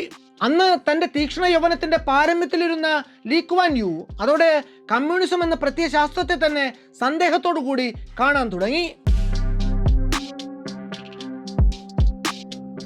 അപ്പോഴേക്കും ലീയും ക്വാജോക് ചുവും തമ്മിലുള്ള സൗഹൃദം പ്രണയത്തിന് വഴിമാറിയിട്ടുണ്ടായിരുന്നു. ആംബർ റോഡിലെ മാൻഡലെ വില്ലയിൽ നടന്ന ഒരു പാർട്ടിയിലേക്ക് അയാൾ തന്റെ കാമുകിയെ കൂട്ടിക്കൊണ്ടുപോകുന്നു. രാത്രി തമ്മിൽ പിരിയുന്നതിന് തൊട്ടു മുമ്പായി അയാൾ അവളുമൊത്ത് കടലോരത്തിലുള്ള പൂന്തോട്ടത്തിലേക്ക് നടക്കാൻ ഇറങ്ങുന്നു. അവിടെ പ്രക്ഷുബ്ധമായ സമുദ്രത്തെ സാക്ഷി നിർത്തി അയാൾ തന്റെ കാമുകിയോട് ഏറെ നിർണായകമായിട്ടുള്ള ഒരു തീരുമാനം അറിയിക്കുന്നു. ജോലിയും കച്ചവടവും ഒക്കെ മതിയാക്കി താൻ തുടർന്ന് പഠിക്കാൻ പോകുന്നു. പാതി വഴിയെ നിർത്തിയ റാഫിൾസ് കോളേജിൽ നിന്നല്ല അത് എന്ന് മാത്രം. പോകുന്നത് ഇനി ഇംഗ്ലണ്ടിലേക്കാണ്. അന്ന് പറഞ്ഞ പോലെ 1946 മാർച്ചിൽ അദ്ദേഹം തന്റെ അന്നോളമുള്ള സർട്ടിഫിക്കറ്റുകളുടെ പകർപ്പ് സഹിതം ലണ്ടനിലെ മിഡിൽ ടെമ്പിളിൽ പ്രവേശനത്തിന് അപേക്ഷിക്കുന്നു. ഒരു മാസത്തിനിപ്പുറം മറുപടിയും വരുന്നു. Show up and you are in. എത്രയും പെട്ടെന്ന് പുറപ്പെടുക, നിങ്ങൾക്ക് അഡ്മിഷൻ അനുവദിച്ചിരിക്കുന്നു. ഈ ഒരു കത്ത് കാണിച്ചുകൊണ്ടാണ് ലീ അന്ന് ബ്രിട്ടീഷ് സൈന്യത്തിലെ ചില ഓഫീസർമാരുടെ സഹായത്തോടെ ലണ്ടനിലേക്കുള്ള കപ്പൽ പാസ് സംഘടിപ്പിക്കുന്നത്. എന്നാൽ ലണ്ടനിൽ എത്തിയപ്പോൾ താൻ അക്കാഡമിക്കലി അപ്പോൾ ഒരു ബാരിസ്റ്റർ പഠനത്തിന് തയ്യാറായിട്ടില്ല എന്ന് ലീക്ക് തോന്നുന്നു. നാട്ടിൽ വെച്ച് മുടങ്ങിയ ബിരുദ പഠനം പൂർത്തിയാക്കിയിട്ടു മതി നിയമത്തിലെ ഉന്നത പഠനമെന്ന് അദ്ദേഹത്തിന് തോന്നി. അതിനുവേണ്ടി ശ്രമിക്കുന്ന ലീക്ക് അന്ന് ലണ്ടൻ സ്കൂൾ ഓഫ് എക്കണോമിക്സിൽ LLBക്ക് പ്രവേശനം കിട്ടുന്നു. അന്ന് സാക്ഷാൽ ഹാരോൾഡ് ലാസ്കി ഒക്കെ അവിടുത്തെ പൊളിറ്റിക്കൽ സയൻസ് ഡിപ്പാർട്ട്മെന്റിൽ പഠിപ്പിക്കുന്ന കാലമാണ്. അസാധാരണമാം വിധം തെളിവാർന്ന ധിഷണയ്ക്കും ഏറെ വശ്യമായ മുഴക്കമുള്ള സ്വരത്തിനും ഉടമയായിരുന്നു ലാസ്കി. മാർക്സിസ്റ്റ് സോഷ്യലിസ്റ്റ് ആശയങ്ങളിലൂടെ പല തലമുറകളിൽപ്പെട്ട നിരവധി യുവ പ്രതിഭകളെ സ്വാധീനിച്ചിട്ടുള്ള അസാമാന്യനായ ഒരു അധ്യാപകൻ. അദ്ദേഹത്തിന്റെ ക്ലാസ്സുകളിലിരുന്ന് പഠിച്ച് പിൽക്കാലത്ത് വലിയ നിലകളിൽ എത്തിയിട്ടുള്ള ചില ധിഷണാശാലികളുടെ പേര് പറഞ്ഞാൽ ചിലപ്പോൾ നിങ്ങൾ അറിയും. ജവഹർലാൽ നെഹ്റു, VK കൃഷ്ണമേനോൻ, ജ്യോതി ബസു, KR നാരായണൻ എന്നിങ്ങനെ ആ ലിസ്റ്റ് വളരെ നീണ്ട ഒന്നാണ്. ലണ്ടൻ സ്കൂൾ ഓഫ് എക്കണോമിക്സിൽ ലീ പഠിച്ചിരുന്നത് LLBക്ക് ആയിരുന്നുവെങ്കിലും താല്പര്യത്തിന്റെ പുറത്ത് അദ്ദേഹം ലാസ്കിയുടെ ലെക്ചറുകളിൽ കയറിയിരിക്കുമായിരുന്നു. ഈ ലാസ്കിയുടെ ക്ലാസ്സുകളാണ് ലീയെ സോഷ്യലിസം എന്ന ആശയത്തിലേക്ക് വലിച്ചടുപ്പിക്കുന്നത്. എല്ലാവർക്കും ജീവിതത്തിൽ തുല്യമായിട്ടുള്ള അവസരങ്ങൾ കിട്ടണം, ജന്മനാൽ സിദ്ധിച്ച സമ്പത്ത് സമൂഹത്തിൽ ഒരു കൂട്ടർക്ക് മറ്റുള്ളവർക്ക് മേൽക്കൈ ഉണ്ടാക്കാൻ ഇടയാകരുത് എന്നൊക്കെയുള്ള പ്രാഥമികമായിട്ടുള്ള സോഷ്യലിസ്റ്റ് ആശയങ്ങൾ അന്ന് അദ്ദേഹത്തെ വല്ലാതെ ആകർഷിക്കുന്നു. അപ്പോഴേക്കും മറ്റൊരു നല്ല വാർത്ത കൂടി ലീയെ തേടി എത്തുന്നുണ്ട്. കാമുകി ചൂവിനും ലണ്ടനിലെ ഒരു കോളേജിൽ പ്രവേശനം കിട്ടിയിട്ടുണ്ട്. അവളും അധികം താമസിയാതെ ലീക്കൊപ്പം വന്നു ചേരും. അങ്ങനെ ചൂ ലണ്ടനിലെത്തിയ ഉടനെ അവർ രഹസ്യമായിട്ട് വിവാഹിതരാകുന്നു. ഒരുമിച്ചുള്ള ജീവിതവും തുടങ്ങുന്നു. 1947 ലണ്ടൻ സ്കൂൾ ഓഫ് എക്കണോമിക്സിൽ നിന്ന് കേംബ്രിഡ്ജിലെ ഫിറ്റ്സ് വില്യം കോളേജിലേക്ക് ട്രാൻസ്ഫർ നേടുന്ന അദ്ദേഹം 1949 വരെ അവിടെ തന്റെ പഠനം തുടരുന്നു. 1950 അദ്ദേഹത്തിന് മിഡിൽ ടെമ്പിളിൽ നിന്ന് ബാരിസ്റ്റർ പട്ടവും അനുവദിച്ച് കിട്ടുന്നു. അതിനു പിന്നാലെ 1950 സെപ്റ്റംബർ 30 അവർ ഒരു ഒഫീഷ്യൽ വെഡിങ് സെറിമണി കൂടി നടത്തി മാലോകർക്ക് മുന്നിൽ തങ്ങളുടെ വിവാഹം പരസ്യമാക്കുന്നു. ബാരിസ്റ്റർ പട്ടം നേടി ലണ്ടനിലെ തന്റെ ഔപചാരിക വിദ്യാഭ്യാസം പൂർത്തിയാക്കിയതിനു പിന്നാലെ ലീ സിംഗപ്പൂരിലേക്ക് മടങ്ങിയെത്തുന്നു. തിരിച്ചു വന്ന ശേഷം ലീ ആദ്യം പ്രവർത്തിക്കുന്നത് സിംഗപ്പൂരിലെ പ്രധാന പാർട്ടിയായിരുന്ന പ്രോഗ്രസീവ് പാർട്ടിയിലെ ജോൺ ലേക്കോക്ക് എന്ന നേതാവിന്റെ വക്കീൽ ഓഫീസിലെ ഒരു ജൂനിയർ ആയിട്ടാണ്. അന്ന് പ്രോഗ്രസീവ് പാർട്ടിയുടെ നേതൃസ്ഥാനത്തേക്ക് ഉയർന്നു വന്നിരുന്നവരിൽ അധികവും ബ്രിട്ടനിൽ ചെന്ന് ഉപരിപഠനം നടത്തി മടങ്ങിയെത്തിയ വിദ്യാസമ്പന്നരായിട്ടുള്ള യുവാക്കളായിരുന്നു. കൊളോണിയൽ ബ്രിട്ടീഷ് സംസ്കാരത്തോട് അടങ്ങാത്ത അഭിനിവേശവും ഒരു പരിധിവരെ ആരാധന പോലും ഉണ്ടായിരുന്നവരായിരുന്നു അവരിൽ മിക്കവരും. ലീ ഇംഗ്ലണ്ടിൽ പഠിക്കുന്ന കാലത്ത് തന്നെ ദ ഒബ്സർവർ പത്രത്തിൽ അവരുടെ സൗത്ത് ഈസ്റ്റ് ഏഷ്യൻ കറസ്പോണ്ടന്റ് ആയിട്ടുള്ള പാട്രിക് ഒഡോണോവൻ എഴുതിയ ഒരു ലേഖനത്തിൽ കണ്ട ഒരു നിരീക്ഷണം അദ്ദേഹത്തിന്റെ ശ്രദ്ധയിൽപ്പെട്ടിരുന്നു. വിദേശ വിദ്യാഭ്യാസം നേടി മടങ്ങിയെത്തിയ പഴയ തലമുറയിലെ യുവാക്കൾ നാടിന്റെ സ്വാതന്ത്ര്യത്തിനു വേണ്ടി പോരാടാൻ ശേഷിയില്ലാത്തവരാണ്. സ്വതന്ത്രമായ ഒരു രാജ്യത്തെ നയിക്കാനുള്ള ആവത് തങ്ങൾക്കുണ്ട് എന്ന് പോലും അവർ കരുതുന്നില്ല. ചുരുങ്ങിയത് നിലവിലെങ്കിലും അതിനവർക്കാവുമെന്നും തോന്നുന്നില്ല എന്നാണ് ഒഡോണോവൻ തന്റെ ലേഖനത്തിൽ അന്ന് എഴുതി വെച്ചത്. ആ വാക്കുകൾ ലീ പലകുറി ആവർത്തിച്ച് വായിച്ചു നോക്കുന്നു. അങ്ങനെയല്ല, ഒഡോണോവൻ പറഞ്ഞ് തെറ്റാണ് എന്ന് താൻ തെളിയിക്കുമെന്ന് അന്ന് തന്നെ ലീ തന്റെ മനസ്സിൽ കുറിച്ചിട്ടിരുന്നു. എത്രയും പെട്ടെന്ന് തന്നെ പഠിപ്പ് പൂർത്തിയാക്കി നാട്ടിലേക്ക് മടങ്ങാൻ അയാളുടെ ഹൃദയം തുടിച്ചു. തിരിച്ചു വന്ന ശേഷം ബ്രിട്ടീഷ് കൊളോണിയലിസ്റ്റ് ഭരണകൂടത്തിനു മുന്നിൽ പഞ്ചപുച്ഛമടക്കി ഓച്ചാനിച്ചു നിൽക്കാൻ അയാൾക്ക് സമ്മതമില്ലായിരുന്നു. ലീയുടെ രാഷ്ട്രീയ പ്രവേശം ജോൺ ലേക്കോക്ക് എന്ന തന്റെ ബോസിനു വേണ്ടി ക്യാമ്പയിൻ ചെയ്തുകൊണ്ടായിരുന്നു. എന്നാൽ സിംഗപ്പൂരിലെയും ഇംഗ്ലണ്ടിലെയും തിരഞ്ഞെടുപ്പ് പ്രചാരണങ്ങൾ തമ്മിൽ അജഗജാന്തരമുണ്ടായിരുന്നു. പകൽ നേരങ്ങളിൽ ഇംഗ്ലീഷ് നൈബർഹുഡുകളിൽ വീടാന്തരം കയറിയിറങ്ങി വോട്ടർമാരുമായി സംസാരിച്ച് അവരെ സ്വാധീനിക്കണം. രാത്രിയാകുമ്പോൾ കുറെ കൂടി ടാക്ടിക്കലായുള്ള നീക്കങ്ങളിൽ ഏർപ്പെടണം. സോഷ്യൽ ഗ്യാതറിങ്ങുകൾ വിളിച്ചു കൂട്ടണം. സുഭിക്ഷമായിട്ടുള്ള ഭക്ഷണവും സുലഭമായ വീഞ്ഞും കൊടുത്തുകൊണ്ടുള്ള വിരുന്നുകൾ തന്നെയാണ് ഈ ഗ്യാതറിങ്ങുകൾ. ഈ സൽക്കാരങ്ങൾക്ക് മോടി കൂട്ടാൻ വേണ്ടി ട്രഡീഷണൽ മലയ ജോഗറ്റ് നർത്തകിമാരെ വരെ അന്ന് ഏർപ്പാടാക്കുമായിരുന്നു. ശരിക്കും പറഞ്ഞാൽ ഇതൊക്കെ തെരഞ്ഞെടുപ്പിന്റെ ചട്ടങ്ങൾക്ക് വിരുദ്ധമായിട്ടുള്ള സംഗതികളാണ്. പക്ഷെ അന്ന് സിംഗപ്പൂരിൽ അങ്ങനെയൊക്കെയാണ് പാർട്ടികൾ വോട്ട് പിടിച്ചിരുന്നതും. തിരഞ്ഞെടുപ്പിലെ ചാണക്യതന്ത്രങ്ങൾ ലീ വളരെ വേഗത്തിൽ തന്നെ പഠിച്ചെടുത്തുകൊണ്ടിരുന്നു. ചുരുങ്ങിയ കാലം കൊണ്ട് തന്നെ കേംബ്രിഡ്ജിൽ പഠിച്ചു വന്ന ബാരിസ്റ്റർ പയ്യൻ എന്ന ഇമേജിനെ കുടഞ്ഞു കളഞ്ഞ് ഒരു സീസൺഡ് പൊളിറ്റീഷ്യൻ എന്ന ലേബലിലേക്ക് ലീ ഉയർന്നു വരുന്നു. തൊഴിലാളികൾ പണിമുടക്കിന് ഇറങ്ങുമ്പോൾ ആ പ്രകടനങ്ങളുടെ മുന്നണിയിൽ നിന്ന് തന്നെ അദ്ദേഹം അവർക്ക് വേണ്ടി മുദ്രാവാക്യം വിളിച്ചു. അങ്ങനെ തൊഴിലാളികൾക്ക് വേണ്ടി ശബ്ദമുയർത്തി അദ്ദേഹം അവരുടെ വിശ്വാസം ആർജിച്ചെടുക്കുന്നു. സിംഗപ്പൂരിലും മലയിലുമുള്ള ആയിരക്കണക്കിന് സാധാരണക്കാർ അദ്ദേഹത്തെ ബഹുമാനിച്ചു തുടങ്ങി. എന്നാൽ ഇങ്ങനെ തൊഴിലാളികൾക്ക് വേണ്ടപ്പെട്ടവനായിട്ട് മാറിയപ്പോഴും അദ്ദേഹം സിംഗപ്പൂരിലെ എലീറ്റ് അപ്പർ ക്ലാസിനെയും വെറുപ്പിക്കുന്നില്ല. നാടിനെ തകിടം മറിക്കാതെ തന്നെ ഉദ്ദേശിക്കുന്ന മാറ്റങ്ങൾ കൊണ്ടുവരാനാകുമെന്ന് അദ്ദേഹം തന്റെ അനുയായികളെ പറഞ്ഞു വിശ്വസിപ്പിക്കുന്നു. അങ്ങനെ മെല്ലെ മെല്ലെ ലീ കുവാൻ യു എന്ന യുവതുർക്കിക്ക് ജനങ്ങൾക്കിടയിൽ കാര്യമായ പിന്തുണ തന്നെ ഉണ്ടായി വരുന്നു. ട്രേഡ് യൂണിയനുകളുടെ പിന്തുണ ലീക്ക് ജനങ്ങൾക്കിടയിൽ സ്വാധീനം നൽകി. ജനങ്ങൾ അദ്ദേഹത്തിന് മുന്നേറ്റത്തിന് ശക്തിയും പകർന്നു. ആ മുന്നേറ്റം പതുക്കെ ഒരു പാർട്ടിയുടെ രൂപം ആർജിച്ചതിന്റെ പേരാണ് പീപ്പിൾസ് ആക്ഷൻ പാർട്ടി അഥവാ PAP. ഇങ്ങനെ ഒരു പാർട്ടി രൂപം കൊണ്ട് 6 മാസത്തിനുള്ളിൽ തന്നെ ലീ ലെജിസ്ലേറ്റീവ് അസംബ്ലിയിലേക്ക് തിരഞ്ഞെടുക്കപ്പെടുന്നു. അടുത്ത 5 വർഷം സിംഗപ്പൂർ സാക്ഷ്യം വഹിച്ചത് അത്യന്തം നാടകീയമായിട്ടുള്ള രാഷ്ട്രീയ ചരടുവലികൾക്കാണ്. കൊളോണിയൽ ഭരണം കളമൊഴിയുന്നതിന് മുമ്പ് സിംഗപ്പൂരിന് സ്വന്തമായ ഒരു ഭരണഘടന, സ്വയംഭരണത്തിന് കൃത്യമായൊരു അടിത്തറ വേണമായിരുന്നു. 1959 നടന്ന തിരഞ്ഞെടുപ്പിൽ PAP 51-ൽ 43 സീറ്റുകളും നേടി ലെജിസ്ലേറ്റീവ് അസംബ്ലിയിലെ സീറ്റുകൾ തൂത്തുവാരി. 1959 ജൂൺ 5-ാം തീയതി തന്റെ 35-ാമത്തെ വയസ്സിൽ ലീ കുവാൻ യു സിംഗപ്പൂരിന്റെ പ്രധാനമന്ത്രിയായി സ്ഥാനമേറ്റെടുത്തു. ആ സ്ഥാനലബ്ധി വെല്ലുവിളികൾ നിറഞ്ഞൊരു കാലഘട്ടത്തിന്റെ ആരംഭം മാത്രമായിരുന്നു. രാജ്യത്ത് തൊഴിലില്ലായ്മ അതിന്റെ പാരമ്യത്തിൽ എത്തി നിൽക്കുകയാണ്. ജനങ്ങളുടെ പ്രതീക്ഷയുടെ ഭാരം പുതിയ സർക്കാരിന്റെ ചുമലുകളെ ഇടിച്ചു താഴ്ത്തിക്കൊണ്ടിരിക്കുന്നു. നാട്ടിലെ തൊഴിലാളി യൂണിയനുകളും മറ്റ് പൊതുജന സംഘടനകളും സർക്കാർ വിരുദ്ധ വികാരത്തെ കത്തിച്ചു നിർത്താൻ വേണ്ടി പരിശ്രമിച്ചുകൊണ്ടിരിക്കുകയാണ്. നിരന്തരം പണിമുടക്കുകളും സമരങ്ങളും കൊണ്ട് ദ്വീപ് മുഖരിതമാണ്. പരിഹാരങ്ങളെക്കാൾ വേഗത്തിൽ പ്രശ്നങ്ങൾ കൂന കൂടിക്കൊണ്ടിരിക്കുന്നു. അധികാരം ഏറ്റെടുത്ത ദിവസങ്ങൾക്കുള്ളിൽ ഒരു ഭരണാധികാരിയും കേൾക്കാൻ ആഗ്രഹിക്കാത്ത ഒരു വിവരം ലീയെ തേടിയെത്തുന്നു. ഒരു പരസ്യ പ്രസ്താവനയിലൂടെ ക്യാബിനറ്റിലെ ധനകാര്യമന്ത്രിയായ ഗോ കെങ് സ്വീ ആണ് ഈ വിവരം പുറത്തുവിട്ടത്. രാജ്യത്തിന്റെ വിദേശ കരുതൽ ധനത്തിന്റെ കാര്യം പരുങ്ങലിലാണ്. $200 മില്യൺ ഇറങ്ങിപ്പോയ ഗവൺമെന്റ് ദൂർത്തടിച്ച് നശിപ്പിച്ചിട്ടുള്ളത്. അടുത്ത സാമ്പത്തിക വർഷം ആരംഭിക്കുന്നത് തന്നെ $14 മില്യൺ ഫിസ്ക്കൽ ഡെഫിസിറ്റോടെയാണ്. ലീയുടെ മുന്നിൽ അപ്പോഴുണ്ടായിരുന്ന വെല്ലുവിളി ഒട്ടും ചെറുതല്ലായിരുന്നു. ബാങ്കിൽ നയാ പൈസ ഇല്ലാതെ ഒരു രാജ്യത്തെ ശൂന്യതയിൽ നിന്ന് നിർമ്മിച്ചു കൊണ്ടുവരണം. ഈ ഘട്ടത്തിലാണ് സിലബസിൽ ഇല്ലാതിരുന്നിട്ടും താൻ പണ്ട് അറ്റൻഡ് ചെയ്ത പഴയ ലാസ്കിയുടെ ലെക്ചറുകളിൽ ചിലത് ലീയുടെ മനസ്സിലേക്ക് കടന്നു വരുന്നത്. അതിലെ ഒരു സങ്കല്പം അയാളുടെ മനസ്സിൽ എടുത്തു പിടിച്ചു നിന്നു. സ്റ്റാറ്റ്യൂട്ടറി ബോർഡ്സ്, കമ്മ്യൂണിറ്റി കോൺട്രിബ്യൂഷനോട് കൂടി തുടങ്ങുന്ന സ്വതന്ത്ര ബോഡികൾ, കമ്മ്യൂണിറ്റി ഇട്ട ശേഷം വരുന്ന മിച്ചം മാത്രം ഗവൺമെന്റ് നികത്തുന്ന തരത്തിലുള്ള ഒരു സംവിധാനം. ലീയും ഗോക്കെങ്ങും ചേർന്നുകൊണ്ട് പീപ്പിൾസ് അസോസിയേഷൻ എന്ന പേരിൽ ഒരു സ്റ്റാറ്റ്യൂട്ടറി ബോർഡ് തുടങ്ങുന്നു. അതിൻ്റെ കാർമ്മികത്വത്തിൽ വളണ്ടറി ഗ്രൂപ്പുകൾ, സോഷ്യൽ ക്ലബ്ബുകൾ, കമ്മ്യൂണിറ്റി അസോസിയേഷനുകൾ എന്നിങ്ങനെ സമൂഹത്തിൻ്റെ വിവിധ തുറകളിലുള്ള സംഘടനകൾ ഒരൊറ്റ കുടക്കീഴിൽ പ്രവർത്തിച്ചു തുടങ്ങി. പീപ്പിൾസ് അസോസിയേഷൻ സിംഗപ്പൂരിൽ 100ഓളം കമ്മ്യൂണിറ്റി സെന്ററുകൾ അന്ന് നിർമ്മിക്കുന്നുണ്ട്. വലിയ നഗരങ്ങളിൽ സാമാന്യം വലിയ കെട്ടിടങ്ങൾ, ഗ്രാമങ്ങളിൽ പലപ്പോഴും കുടിലുകളിലായിരുന്നു അതിൻ്റെ പ്രവർത്തനങ്ങൾ. Table tennis, basketball, Chinese chess എന്നിങ്ങനെയുള്ള റിക്രിയേഷൻ ആക്ടിവിറ്റികൾക്ക് പുറമെ സാർത്ഥകമായ നിരവധി പ്രവർത്തനങ്ങൾക്ക് കൂടി അത് മുൻകൈയെടുത്തു. റേഡിയോ, ഫ്രിഡ്ജ് തുടങ്ങിയ ഇലക്ട്രോണിക് ഉപകരണങ്ങൾ റിപ്പയർ ചെയ്യാനുള്ള പരിശീലനം, മറ്റ് സാങ്കേതിക പരിശീലനങ്ങൾ എന്നിങ്ങനെ പലതും അവർ ഏറ്റെടുത്ത് നടത്തി. ഈ ഓരോ സെന്ററിനും ഓരോ ഫുൾ ടൈം സെക്രട്ടറി ഉണ്ടായിരുന്നു.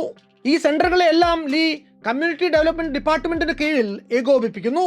അതിനു പിന്നാലെ ലീയുടെ ഏറ്റവും അംബീഷ്യസ് ആയിട്ടുള്ള ഒരു പ്രോജക്റ്റും ലോഞ്ച് ചെയ്യപ്പെടുന്നു. എഡ്യൂക്കേഷൻ ഫോർ എവറി ചൈൽഡ് എന്നതായിരുന്നു അത്. പഴയ പശക്കച്ചവടത്തിലെ പാർട്ട്ണറും പിന്നീട് കോബ്രദറുമായിട്ട് മാറിയ യോങ് നുക്ലിൻ അപ്പോഴേക്കും ലീയുടെ ഗവൺമെന്റിലെ വിദ്യാഭ്യാസ വകുപ്പ് മന്ത്രിയായിരുന്നു. ലീ തന്നെ ഏൽപ്പിച്ച പണി യോങ് കൃത്യമായി തന്നെ ഏറ്റെടുത്ത് നടത്തുന്നു. ആദ്യത്തെ ഒരു വർഷം കൊണ്ട് തന്നെ അദ്ദേഹം സർക്കാർ സംവിധാനത്തിന് കീഴിൽ പഠിക്കുന്ന കുട്ടികളുടെ എണ്ണം ഇരട്ടിയാക്കി വർദ്ധിപ്പിച്ചു. സ്കൂളുകളിൽ 2 ഷിഫ്റ്റായി കുട്ടികളെ പഠിപ്പിക്കാൻ തുടങ്ങിയതോടെ ഗുണനിലവാരം വർദ്ധിക്കുകയും ചെയ്തു. അധ്യാപക പരിശീലനത്തിന് ഫാസ്റ്റ് ട്രാക്ക് ഇംപ്രൂവ്മെന്റ് സംവിധാനങ്ങളും അദ്ദേഹം ഏർപ്പെടുത്തി. സീനിയർ അധ്യാപകരെ പ്രൊമോട്ട് ചെയ്ത് ഹെഡ് മാസ്റ്റർ ഒഴിവുകളെല്ലാം സമയത്തിന് നികത്തി. സാക്ഷരത മെച്ചപ്പെടുത്താൻ വേണ്ടി വയോജന വിദ്യാഭ്യാസവും അദ്ദേഹം സജീവമാക്കി. അപ്പോഴേക്കും സിംഗപ്പൂരിന്റെ ദേശീയ ഭാഷയായിട്ട് പ്രഖ്യാപിക്കപ്പെട്ടു കഴിഞ്ഞിരുന്ന മലയ് പഠിപ്പിക്കാൻ പ്രത്യേക ക്ലാസുകൾ ഏർപ്പെടുത്തി. നിരവധി ഡയലക്റ്റുകളായിട്ട് വിഘടിച്ചു കിടന്നിരുന്ന ചൈനീസ് ഭാഷയെ മാൻഡറിൻ കോഴ്സ് ആരംഭിച്ചുകൊണ്ട് പരിപോഷിപ്പിക്കാനും അദ്ദേഹം ശ്രമിക്കുന്നുണ്ട്.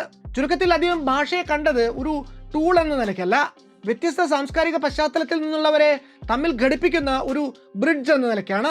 മലയ്, തമിഴ്, മാൻഡാരിൻ എന്നീ നേറ്റീവ് ഭാഷകൾക്കിടയിലെ ലിങ്കായിട്ട് അദ്ദേഹം ഇംഗ്ലീഷിനെ വളർത്തിക്കൊണ്ടുവന്നു. വിദ്യാഭ്യാസം മെച്ചപ്പെടുത്താൻ വേണ്ടത് ചെയ്ത ശേഷം ലീ കൈവച്ച മേഖല പാർപ്പിടമായിരുന്നു.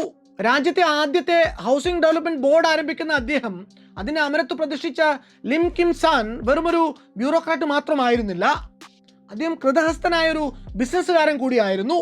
ഒപ്പം ധനകാര്യ വകുപ്പ് മന്ത്രി കെങ് സുയിയുടെ വിശ്വസ്തനും വലങ്കയും കൂടി ആയിരുന്നു കിം സാൻ. അന്ന് പലരും ഈ നിയമനങ്ങളെ നെപ്പോട്ടിസം എന്ന് വിളിക്കുന്നുണ്ടെങ്കിലും തൻ്റെ പ്രവൃത്തികളിൽ ലീക്ക് തെല്ലും സന്ദേഹമുണ്ടായിരുന്നില്ല. അതാത് സ്ഥാനങ്ങളിൽ കൃത്യമായും കഴിവുള്ളവരെയും വിശ്വസ്തരെയും തന്നെ പ്രതിഷ്ഠിക്കണം, അതിൽ മറ്റൊരു പരിഗണനയുടെയും ആവശ്യമില്ല എന്ന് അദ്ദേഹം ഉറപ്പിച്ചു പറഞ്ഞു.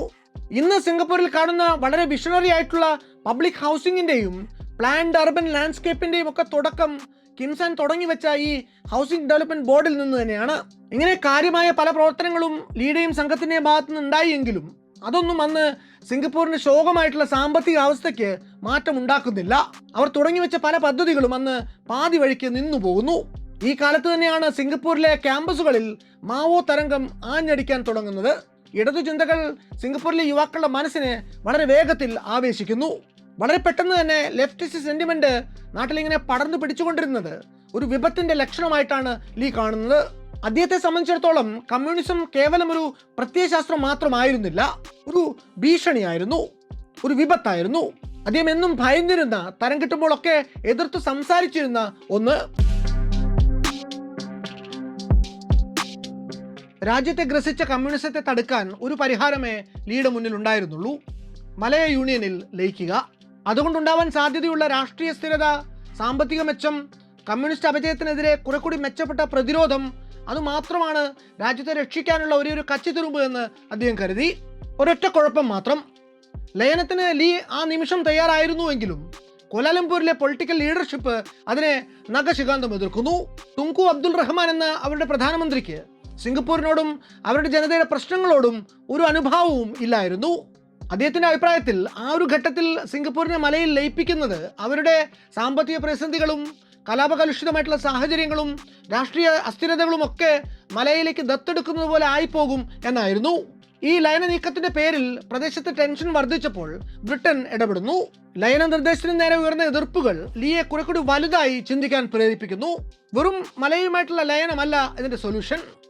സിംഗപ്പൂർ, മലയ, നോർത്ത് ബോണിയോ, സറവാക്, ബ്രൂണൈ എന്നീ പ്രവിശ്യകൾ ചേർന്ന കുറെ കൂടി വലിയൊരു ഫെഡറേഷനാണ് ഉണ്ടാക്കേണ്ടത് എന്ന് അദ്ദേഹം മനസ്സിലാക്കി. അത് വെറുമൊരു നയതന്ത്ര നിർദ്ദേശം മാത്രമായിരുന്നില്ല, ഒരു സ്ട്രാറ്റജിക് കാൽക്കുലേഷൻ തന്നെ ആയിരുന്നു. ബോർണിയോ സ്റ്റേറ്റുകൾ വരികയാണെങ്കിൽ ഫെഡറേഷനിലെ മലയ പ്രാതിനിധ്യം ബലപ്പെട്ടു നിൽക്കും. അതോടെ സിംഗപ്പൂരിലെ ചൈനീസ് മേധാവിത്വത്തെക്കുറിച്ചുള്ള ആശങ്കകൾക്ക് ശമനമാകും. ഈ വിഷയത്തിൽ ബ്രിട്ടന്റെ ഭാഗത്തു നിന്ന് തുടർച്ചയായിട്ടുള്ള പ്രേരണകൾ ഉണ്ടായതോടെ ഒടുവിൽ മലേഷ്യൻ പ്രധാനമന്ത്രി ടുങ്കു അബ്ദുൾ റഹ്മാൻ ആയിരുന്നു. ഗ്രേറ്റർ മലേഷ്യ എന്ന സങ്കല്പം സത്യത്തിൽ അദ്ദേഹത്തിനും സാമാന്യം അപ്പീലിംഗ് ആയിട്ടുള്ള ഒരു കൺസെപ്റ്റ് ആയി തന്നെ തോന്നുന്നു. കമ്മ്യൂണിസം സത്യത്തിൽ സിംഗപ്പൂരിന്റെ മാത്രം പ്രശ്നമല്ലായിരുന്നു. അന്നത് മലയാളിയിലെ സർവകലാശാലകളിൽ കൂടി പടർന്നു പിടിക്കുന്നുണ്ടായിരുന്നു. അതുപോലെ ഒരു ഫെഡറേഷൻ ഉണ്ടായി അതിലേക്ക് നോർത്ത് ബോർണിയോ, സരവാക്, ബ്രൂണൈ എന്നീ നാച്ചുറൽ റിസോഴ്സസ് റിച്ച് ആയിട്ടുള്ള പ്രവിശ്യകൾ വരികയാണെങ്കിൽ അതിൻ്റെതായിട്ടുള്ള ഒരു സ്ട്രാറ്റജിക് ആൻഡ് എക്കണോമിക് അഡ്വാൻറ്റേജുകളും ഉണ്ടാകും. അത് കണ്ടില്ലെന്ന് നടിക്കാൻ അദ്ദേഹത്തിനായില്ല. തുങ്കുവിനും അദ്ദേഹത്തിന്റെ ഉപദേശകർക്കും ലീ പറയുന്നതിന്റെ മെറിറ്റ് സാവകാശം ബോധ്യപ്പെട്ടു തുടങ്ങി. ചുരുക്കത്തിൽ മെർജർ ചിലപ്പോൾ നടക്കുമെന്ന നിലയിലേക്ക് കാര്യങ്ങൾ മാറി. ബ്രിട്ടീഷുകാരുടെ സഹായങ്ങൾ കിട്ടുന്നുണ്ടായിരുന്നുവെങ്കിലും അപ്പോഴും കാര്യങ്ങൾ അങ്ങോട്ട് നടപടിയാകുന്നുണ്ടായിരുന്നില്ല. ഈ ഘട്ടത്തിലാണ് അപാരമായൊരു മൂവ് ലീയുടെ ഭാഗത്തു നിന്നുണ്ടാവുന്നത്. സങ്കടമോചകനായി അദ്ദേഹം സമീപിക്കുന്നത് 60കളിലെ ദക്ഷിണ പൂർവേഷ്യയിലെ ഏറ്റവും പ്രമുഖനായിട്ടുള്ള ഒരു രാഷ്ട്ര നേതാവിനെയാണ്. പോസ്റ്റ് കൊളോണിയൽ ഇൻഡിപെൻഡൻസിന്റെ പ്രതീകം, കിഴക്കിന്റെ മോറൽ അതോറിറ്റി, സാക്ഷാൽ ജവഹർലാൽ നെഹ്റു. അവർ തമ്മിൽ അന്ന് നടന്ന മീറ്റിംഗ് വളരെ വളരെ ഫലപ്രദമായിരുന്നു. നെഹ്റുവിന്റെ വാക്കുകളെ ദക്ഷിണ പൂർവേഷ്യയിലെ ഒരു രാജ്യത്തിനും അന്നങ്ങനെ എളുപ്പത്തിൽ അവഗണിക്കാൻ സാധിക്കുമായിരുന്നില്ല. അദ്ദേഹം പറഞ്ഞു, മറ്റുള്ളവർ കേട്ടു. അടുത്ത ദിവസത്തെ ടൈംസ് ഓഫ് ഇന്ത്യ പത്രത്തിൽ അച്ചടിച്ചു വന്ന വാർത്തയുടെ ശീർഷകം ഇങ്ങനെയായിരുന്നു: prime minister's blessings for Malaysia secured. അതൊരു വാർത്ത എന്നതിലുപരി ഒരു സന്ദേശം കൂടിയായിരുന്നു. മലേഷ്യൻ പ്രധാനമന്ത്രി ടുങ്കുവിനും ലോകത്തിനുമുള്ള സന്ദേശം. നെഹ്റുവിന്റെ പിന്തുണ ഫെഡറേഷൻ ഉണ്ട് എന്നതിന്റെ അർത്ഥം ചേരിചേര രാജ്യങ്ങളുടെ ഏകകണ്ഠമായ പിന്തുണയുണ്ട് എന്ന് തന്നെയാണ്. നെഹ്റു പറഞ്ഞതിനെ പിന്തുണച്ചുകൊണ്ട് വളരെ പ്രബലനായിട്ടുള്ള മറ്റൊരു ലോക നേതാവ് കൂടി അന്ന് രംഗത്ത് വരുന്നു. അറബ് നാഷണലിസത്തിന്റെ വക്താവും ഈജിപ്തിന്റെ സർവശക്തനായ പ്രസിഡന്റുമായ ജമാൽ അബ്ദുൽ നാസർ. നെഹ്റുവും ജമാൽ അബ്ദുൽ നാസറും ഒരുപോലെ അന്ന് ഫെഡറേഷൻ രൂപീകരണത്തെ പിന്തുണച്ചതോടെ ഗ്രേറ്റർ മലേഷ്യയുടെ രൂപീകരണം പിന്നെ വെറുമൊരു റീജിയണൽ അംബിഷൻ അല്ലാതെയായി മാറി. അതിന് പോസ്റ്റ് കൊളോണിയൽ ലോകത്തിന്റെ എല്ലാവിധ ധാർമ്മിക പിന്തുണയും ലഭ്യമായി. എന്നാൽ ഒരു വശത്ത് മേഖലയിലാകെ ഇതിനുവേണ്ട പിന്തുണ സെറ്റായി വരുമ്പോഴും സിംഗപ്പൂരിൽ എല്ലാവരും ഈ ആശയത്തെ പിന്തുണയ്ക്കുന്നവരല്ലായിരുന്നു. ബാരിസൺ സോഷ്യലിസ്റ്റ് എന്ന സിംഗപ്പൂരിലെ പ്രതിപക്ഷ പാർട്ടി ഈ ഒരൊറ്റ വിഷയത്തിന്റെ പേരിൽ മാത്രം രാജ്യത്ത് കൂടുതൽ ജനപിന്തുണ ആർജിച്ചുകൊണ്ടിരുന്നു. അവരുടെ മുദ്രാവാക്യം വളരെ തീക്ഷ്ണമായിരുന്നു: ഈ ഗ്രേറ്റർ മലയ യാഥാർത്ഥ്യമായാൽ പിന്നെ സിംഗപ്പൂരുകാർ മലേഷ്യയിലെ രണ്ടംകിട പൗരന്മാരായി അധപ്പതിക്കും. ആ ഒരു മുന്നറിയിപ്പ് സിംഗപ്പൂരിൽ ചെലുത്തിയ സ്വാധീനം, അതിന്റെ ഷോക്ക് വാല്യൂ വളരെ വലുതായിരുന്നു. ഇത് കണ്ട ലീ അപകടം മണക്കുന്നു. ഡാമേജ് കൺട്രോളിന് ഉടനടി എന്തെങ്കിലും ചെയ്തില്ല എങ്കിൽ പ്രതിപക്ഷം സകലതും തകിടം മറിച്ചു കളയും. ഈ അടിയന്തര സാഹചര്യത്തിൽ ലീയിൽ നിന്ന് ഓഗസ്റ്റ് 14 ഒരു സുപ്രധാന പ്രഖ്യാപനം ഉണ്ടാകുന്നു. സിംഗപ്പൂർ എന്ന രാജ്യം ഒരു മെർജറിന് ഭാഗമാകുന്നുണ്ട് എങ്കിൽ അത് പൂർണ്ണമായ ജനപിന്തുണയോടെ മാത്രമാകും. അല്ലാതെ ഒരു ബില്ല് കൊണ്ടുവന്ന് പാർലമെന്റിൽ പാസ്സാക്കിക്കൊണ്ടാവില്ല. അതിന് കൃത്യമായ ഒരു ജനഹിത പരിശോധന, ഒരു റഫറൻഡം തന്നെ നടത്തപ്പെടും. ഇതിനുള്ള തീയതിയും സമയവും കൂടി അദ്ദേഹം പ്രഖ്യാപിക്കുന്നു. സെപ്റ്റംബർ 1 രാവിലെ 8 മണി. ആ റഫറൻഡം സിംഗപ്പൂരിലെ ജനങ്ങൾക്ക് മുന്നിൽ 3 ഓപ്ഷനുകളാണ് വെച്ചത്. ഓപ്ഷൻ എ, ലേബർ, എഡ്യൂക്കേഷൻ അടക്കമുള്ള വിവിധ സെക്ടറുകളിൽ ഓട്ടോണമിയോട് കൂടി സിംഗപ്പൂർ മലേഷ്യയുടെ ഭാഗമാകും. സിംഗപ്പൂർ പൗരന്മാർ അതോടെ മലേഷ്യൻ പൗരന്മാരായി മാറും. ഓപ്ഷൻ ബി, സിംഗപ്പൂർ നിരുപാധികമായി മലേഷ്യയിലെ ഒരു സ്റ്റേറ്റ് എന്ന നിലയ്ക്ക് മലേഷ്യൻ ഫെഡറേഷന്റെ ഭാഗമാകും. ഓപ്ഷൻ സി, ബോർണിയോ സ്റ്റേറ്റുകൾക്ക് തുല്യമായ പ്രിവിലേജുകളോട് കൂടി സിംഗപ്പൂർ മലേഷ്യയിൽ ലയിക്കും. ഈ ഓരോ ഓപ്ഷൻസിനുമുള്ള ഗുണങ്ങളും ദോഷങ്ങളും റഫറൻഡത്തിൽ കൃത്യമായി പരാമർശിച്ചിരുന്നു. ഈ ഒരു ഹിതപരിശോധനയുടെ ആദ്യഘട്ട ഫലം വന്നപ്പോൾ പ്രതിപക്ഷ പാർട്ടിയായ വർക്കേഴ്സ് പാർട്ടിയുടെ നേതാവ് ഡോക്ടർ ലീ സ്യൂ ചോ അതൃപ്തി പ്രകടിപ്പിക്കുന്നു. വീണ്ടും വോട്ടെണ്ണണം എന്ന് ആവശ്യപ്പെടുന്നു. അതുകൂടി കഴിഞ്ഞപ്പോൾ സമയം ഞായറാഴ്ച രാവിലെ 11:30 അന്തിമ ഫലം പുറത്തു വരുന്നു. ബാഡ്മിന്റൺ ഹാൾ തുളുമ്പി നിന്ന സിംഗപ്പൂർ ജനതയെ അഭിസംബോധന ചെയ്തപ്പോൾ ലീ ക്വൻ യു വല്ലാതെ ഇമോഷണൽ ആകുന്നു. ആ ഹാളിൽ നിറഞ്ഞു കവിഞ്ഞു നിന്ന പൗരാവലിയോടും റേഡിയോ സിംഗപ്പൂരിലൂടെ രാജ്യത്തെ മറ്റു പൗരന്മാരോടുമായി അദ്ദേഹം നിറഞ്ഞു തുളുമ്പിയ കണ്ണുകളോടെ ഏറെ വൈകാരികമായ ഒരു പ്രസംഗം തന്നെ അന്ന് നടത്തുന്നു. ഇങ്ങനെയൊരു റഫറൻഡത്തിന് രാജ്യം തയ്യാറായിരുന്നില്ല എങ്കിൽ അത് ഒരു വലിയ അബദ്ധമായിരുന്നേനെ. സിംഗപ്പൂരിന്റെ മനസാക്ഷി ഈ മെർജറിനെതിരാണ് എന്ന കമ്മ്യൂണിസ്റ്റുകളുടെ വ്യാജ പ്രചാരണം ശരിയാണ് എന്ന് ഈ നാട്ടിലെ ബഹുഭൂരിപക്ഷം വരുന്ന ജനങ്ങൾ വിശ്വസിച്ചു പോയേനെ എന്നാണ് അന്ന് അദ്ദേഹം തന്റെ പ്രസംഗത്തിൽ പറഞ്ഞത്. എന്തായാലും അധികം വൈകാതെ തന്നെ മലയ, സിംഗപ്പൂർ, നോർത്ത് ബോർണിയോ, സരവാക്, ബ്രൂണൈ എന്നിവ ഒന്നിച്ച് ഒരൊറ്റ ഫെഡറേഷനായി മാറി. പുതിയ യൂണിയൻ അന്ന് തൊട്ട് മലേഷ്യ എന്ന് അറിയപ്പെടുകയും ചെയ്തു. തത്വത്തിൽ ഏകകണ്ഠമെന്ന് പരക്കെ തോന്നിയത് പക്ഷേ പ്രദേശത്താകെ വലിയൊരു കൊടുങ്കാറ്റാണ് അന്ന് അഴിച്ചുവിട്ടത്. ഇന്തോനേഷ്യയും ഫിലിപ്പീൻസും അതിനെ തുറന്നെതിർത്തു. വടക്കൻ ബോർണിയോയ്ക്കുമേൽ ഫിലിപ്പീൻസ് തങ്ങളുടെ അവകാശവാദം ഉന്നയിക്കുന്നു. അതിനു പിന്നാലെ ഡിസംബർ 8 ബ്രൂണയിൽ കലാപമുണ്ടാവുന്നു. നോർത്ത് കാലിമണ്ടൻ നാഷണൽ ആർമി ബ്രൂണയിലെ ഓയിൽ ടൗൺ ആയിട്ടുള്ള സെറിയ ആക്രമിച്ച് കീഴടക്കി അവിടെ ആധിപത്യം സ്ഥാപിക്കുന്നു. എന്നാൽ അങ്ങനെ ഒരു കലാപം ഉണ്ടായതിനു തൊട്ടു പിന്നാലെ ബ്രിട്ടൻ തങ്ങളുടെ സൈന്യത്തെ വിന്യസിച്ച് അതിനെ അടിച്ചമർത്തുന്നു. ഇന്തോനേഷ്യയുടെ കളി പക്ഷേ അണ്ടർഗ്രൗണ്ടിലായിരുന്നു. പ്രസിഡന്റ് സുകാർണോ വിമതർക്ക് വേണ്ട പിന്തുണ നൽകി. നിലവിലെ കോൺഫ്ലിക്റ്റിന് ഒരു ആന്റി കൊളോണിയൽ പരിപ്രേക്ഷ്യവും നൽകി. നുഴഞ്ഞുകയറ്റക്കാരെ പ്രതിരോധിക്കാൻ ഇന്തോനേഷ്യൻ പൗരന്മാരോട് ആഹ്വാനം ചെയ്തു. അതോടെ മേഖലയിലെ സംഘർഷം ഇരട്ടിച്ചു. ഇതിന്റെ പേരിൽ ദക്ഷിണ പൂർവേഷ്യ ആകെ തിളച്ചു മറിഞ്ഞു. അവിടുത്തെ രാജ്യങ്ങളുടെ ഭാവി തന്നെ തുലാസിലാകുന്ന അവസ്ഥയും വന്നു. സിംഗപ്പൂരിന്റെ ആകെയുള്ള ആശങ്ക പിരിച്ചെടുക്കുന്ന നികുതിയുടെ വിഹിതത്തെ ചൊല്ലി മാത്രമായിരുന്നു. അധികം വൈകാതെ കുലാലംപൂരുമായിട്ട് സിംഗപ്പൂർ തെറ്റിപ്പിരിയാനുള്ള കാരണവും അത് തന്നെയായിട്ട് മാറുന്നുണ്ട്. സിംഗപ്പൂർ ഓട്ടോണമസ് ആയിട്ട് രാജ്യത്തെ നികുതി പിരിച്ചെടുത്ത് ഫെഡറേഷനുള്ള വിഹിതം ഒടുക്കാം എന്നായിരുന്നു ലീ മുന്നോട്ട് വച്ച ഡീൽ. എന്നാൽ അതിന് മലേഷ്യൻ പ്രധാനമന്ത്രി തുങ്കൂർ അബ്ദുറഹ്മാൻ തയ്യാറാവുന്നില്ല. ലീക്ക് അത് സ്വന്തം രാജ്യത്തിന്റെ സാമ്പത്തിക ഭദ്രത ഉറപ്പുവരുത്താനുള്ള ഒരു മുൻകരുതലായിരുന്നുവെങ്കിൽ റഹ്മാൻ അതിനെ കണക്കാക്കിയത് പുതിയ ഫെഡറേഷൻ സെറ്റപ്പിൽ കൊലാലംപൂരിലുള്ള സെൻട്രൽ കമാൻഡ് ഉറപ്പിക്കാനുള്ള വഴിയായിട്ടായിരുന്നു. എന്നാൽ വിയോജിപ്പ് ഈ ടാക്സ് കളക്ഷൻ എന്ന ഒരൊറ്റ കാര്യത്തിൽ മാത്രമായിരുന്നില്ല. രണ്ടാമത്തെ വിഷയം, ഒരുപക്ഷെ കുറെ കൂടി ക്രിട്ടിക്കലായിട്ടുള്ള അപകടകരമായിട്ടുള്ള വിഷയം, സിംഗപ്പൂരിന്റെ രാഷ്ട്രീയ ഭൂമികയ്ക്ക് മേൽ വീണുകൊണ്ടിരുന്ന കമ്മ്യൂണിസത്തിന്റെ നിഴലായിരുന്നു. തുങ്കുവിന് കമ്മ്യൂണിസത്തെ കണ്ടെയ്ൻ ചെയ്യുക എന്ന് വെച്ചാൽ അതിലെ എല്ലാ സ്വാധീനങ്ങളെയും ഇല്ലായ്മ ചെയ്യുക എന്ന് തന്നെയായിരുന്നു. പക്ഷെ ലീയെ സംബന്ധിച്ചിടത്തോളം അതത്ര സിമ്പിൾ ആയിട്ടുള്ള ഒരു കാര്യമല്ലായിരുന്നു. ലീ തത്വത്തിൽ കമ്മ്യൂണിസത്തിന്റെ ബദ്ധശത്രു ആയിരുന്നുവെങ്കിലും എതിർസ്വരങ്ങളെ മുച്ചൂടും മുടിക്കുന്ന നിലപാടിന് അദ്ദേഹം എതിരായിരുന്നു. വർഷങ്ങളായി ഗ്രാസ് റൂട്ട് ലെവലിൽ കമ്മ്യൂണിസത്തിനെതിരെ പ്രവർത്തിച്ചിട്ടുണ്ട് ലീ. പക്ഷേ അതെല്ലാം ആശയത്തെ ആശയം കൊണ്ട് പ്രതിരോധിക്കുന്ന നിലപാടുകൾ മാത്രമായിരുന്നു. റിബലുകൾക്കും രാജ്യത്ത് അഭിപ്രായ സ്വാതന്ത്ര്യം വേണം എന്ന പക്ഷക്കാരനായിരുന്നു അദ്ദേഹം.